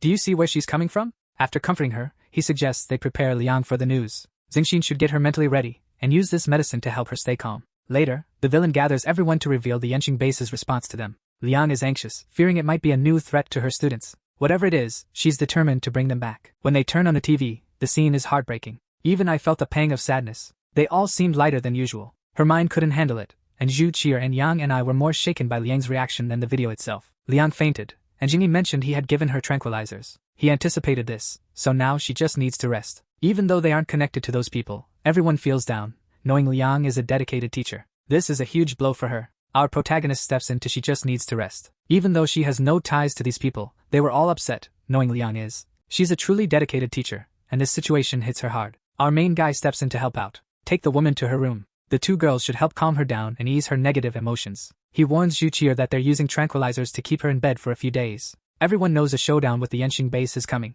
Maybe the Chuyi base will join in too. Dealing with the pressure from two big bases won't be easy. They need to be ready to act as they've trained. That's it, folks. I think the story is awesome. He manages to do it even without any extra resources. Huge battles. I really liked it. While tensions rise between the Snow sect and the military bases are involved, finally makes a move. Someone far away uses their mysterious power. This woman can see people's energy from a distance, and what she sees shakes her sanity. The energy of someone there is the strongest she's ever encountered. There shouldn't be anyone like that in the whole city. The old woman can see people's energy and awaken their mutant power when she hasn't awakened naturally yet. The old woman needs to hurry back and warn the priestess. She's discovered that this guy might even be God's right-hand man. Meanwhile, over at the office of the Yenxing operations base, someone shows up and says they know Zhang Yi and even worked for him. Back then, Zhang Yi had ordered a fortress for his company, so this person was involved in its construction. He knows the ins and outs of how it was built. This is the guy who helped our main character at the start of the story. He wasn't exactly tight with our villain, but his knowledge is crucial. Now, as a member of the Yenxing base, he's ready to help infiltrate Zhang Yi's base. The Honglian base plans to give this guy a leadership role in a team. They think our armor department will be a surprise for him. I can't wait for them to experience this shock. The guy says with the right gear, he knows exactly where and how to breach the walls of that place. This is awesome news, but something's off at Honglian. If Zhang Yi's base can be breached with the right materials, why couldn't Shishan manage it or just do it themselves? Blow up his fortress? This woman is sharp and suspects Zhang Yi's real strength isn't just his hideout. It's his powers. Maybe he and his crew are so strong that even the Shishan base couldn't handle them and got wrecked. So, Honglian decides not to raid him solo and asks for backup. She reaches out to Wei Dehai, explaining that Zhang Yi is no joke. If he held off Shishan, they can't take him down alone. Honglian suggests teaming up. Wei Dehai, feeling pretty confident, wonders if just the two of them could take Zhang Yi down. But Honglian insists it's not worth the gamble. Even if they could, why risk it? She points out that if they team up, they might even get the Qingpu base involved, spreading the risk. Plus, it'll be super profitable for everyone involved. Wei Dehai sees her point, appreciates her caution, and agrees to her plan. He just hopes he can get first dibs on getting fuel for his ships. Now we see the Qingpu base. They're a big deal in the area. Their leader and his crew are factory workers. This guy enjoys feeding his pets. He tosses some bread and watches them scramble for it. Someone tells him that the woman in charge of the Yangxing base is trying to reach out. She didn't say why. Even though he usually avoids others, he decides to find out what Honglian wants. At the Qingpu base, we see the leader's daughter being guarded by a mutant animal. She's a sweet and cheerful kid. Despite being a tough leader, this guy is also a caring dad. He reminds his daughter to always wear her clothes and scarf when she plays in the snow. I have a feeling this giant wolf will meet our new protagonist, Kitten, again soon. Who do you think is stronger? Meanwhile, in the office, his employee has been waiting for who do you think holds more power? Meanwhile, in the office, his employee has been waiting for him. The guy's waiting for his leader to show up, and finally asks Honglian what she wants to talk about. She cuts to the chase and mentions that the Shishan base is toast. Qingpu's already aware of this news. Plus, it's too far from their turf to really care. The guy points out that Shishan's territory is huge, so they can start planning how to carve it up. Honglian jumps in, saying it's not that straightforward. Shishan is under the control of another super strong group. This person has already taken out soldiers from both Honglian's base and Weidenhai's. She insists their group is small, but every member is a mutant. Plus, they've got a shelter that's more secure than a fortress. Not even the Shishan base could stand a chance against them. Now the guy gets how dangerous this is. He says they can't just attack blindly. Traveling far to fight on unfamiliar ground could cost them a third of their troops before the battle even begins. That's exactly Honglian's point. They need to join forces against this powerful enemy. The Choe base and the Yangxing need to team up. The base is already on board. Once Qingpu agrees, we'll launch the attack together. When the three families are on the same page, the Snow Temple followers will have to join in too. The city's 4 strongest forces will team up to take them down, and then split Shishan and Zhujiang's territory. The guy can't resist the chance to profit, and asks what if they can't break through Zhang Yi's defenses. Honglian spills the beans that her crew used to own the company that built Zhang Yi's fortress. They know the weak spots. Even with all these perks, Qingpu still needs to mull it over. Honglian is waiting for his answer, but she makes it clear that this is a golden opportunity for Qingpu too. She ends the call and sends him all the details about Zhang Yi. Something in that info catches his attention. He mutters that this can't just be a coincidence. Later, we switch to the Snow Sect space.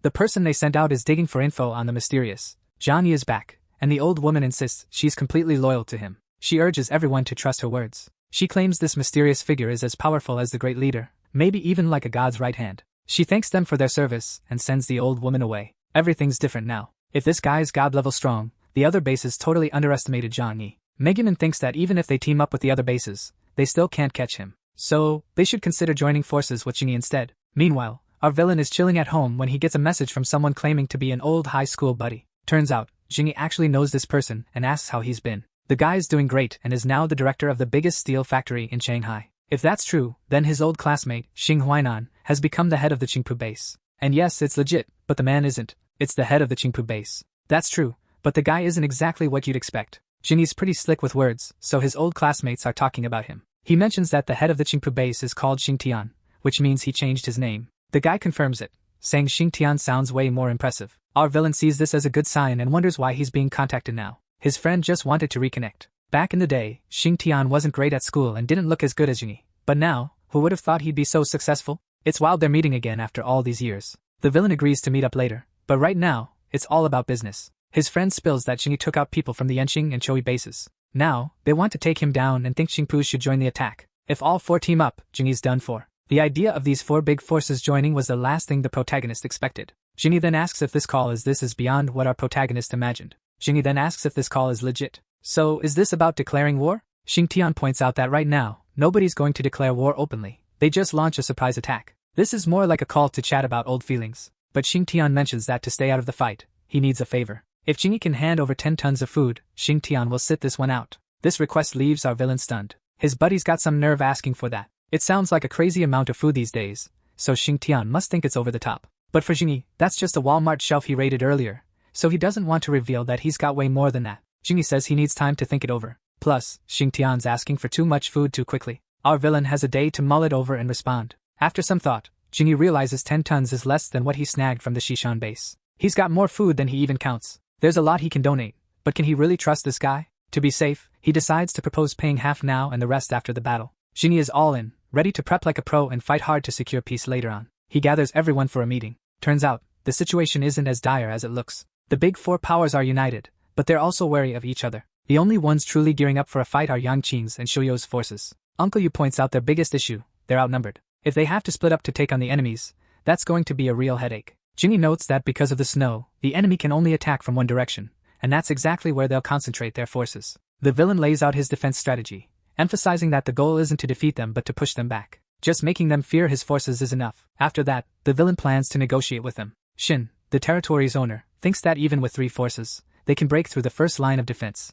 but then they'll have to fall back to the shelter. Shin also suspects they might have ways to penetrate the shelter's defenses. If they get inside the walls, they'll be able to attack from multiple angles. Karen agrees, saying it makes sense. Chun chimes in, noting that with so many people, they might have the resources to pull it off, maybe even some strong mutants. The risks are high. Jinny mentions that anything unexpected will be handled with his powers. Before they can continue, the flower kitten senses someone approaching. Jinny wasn't expecting visitors. Who could it be? He sees it's just one person and decides to grab his golden weapon to check it out himself. Using binoculars, he spots the senior lady from the snow cult coming alone. So, he figures that if she's there solo and looking fine, a senior lady approaches alone. He realizes that despite appearances, if she's alone and doing fine, there's more to her. She was not someone to be underestimated. Uncle Yu suddenly lost it, claiming he recognized her. It's that same old lady who showed up at the Yulin neighborhood building and gave Lin Jian his powers. This revelation didn't clear things up for them. Jinny is still clueless about what the snow cult might want to discuss with him. Qin suggests that if the brother aims to disrupt the alliance of the 4 major forces, now's the perfect chance. We'll only know if they're useful after making contact. The villain tells the chubby guy to go out and talk to her using a microphone. Naturally, he's scared and says he's the weakest of them all. But Jinny insists that's not true. In icy and snowy settings, he's actually the standout. Plus, Jinny promises to keep him safe. If needed, that old lady will get a surprise right between the eyes. He must go out and stop him from reaching the defense line. To keep him from figuring out our setup, Qin follows orders. The blue-eyed dragon introduces himself, aware he wasn't talking to just anyone. In snowy settings, he stands out. Plus, he'll protect the chubby one. If needed, that old lady might get a surprise right between the eyes. He has to head out and stop him. He can't let him near the defense line. They need to keep their strategy hidden. Qin follows the orders. The blue-eyed dragon introduces himself, knowing he's not just chatting to the real Jinny. This confirms that this person is here for the protagonist. Uncle Yu claims she has a knack for spotting people's talents. She was the one who awakened Lin Jian's powers. Jinny thinks this ability is incredible, especially when paired with his leader Harakami's blessing drink. It's a perfect combo. He instructs Qin to tell her that Jinny isn't interested in meeting her. Whatever she needs to say, she should tell Qin.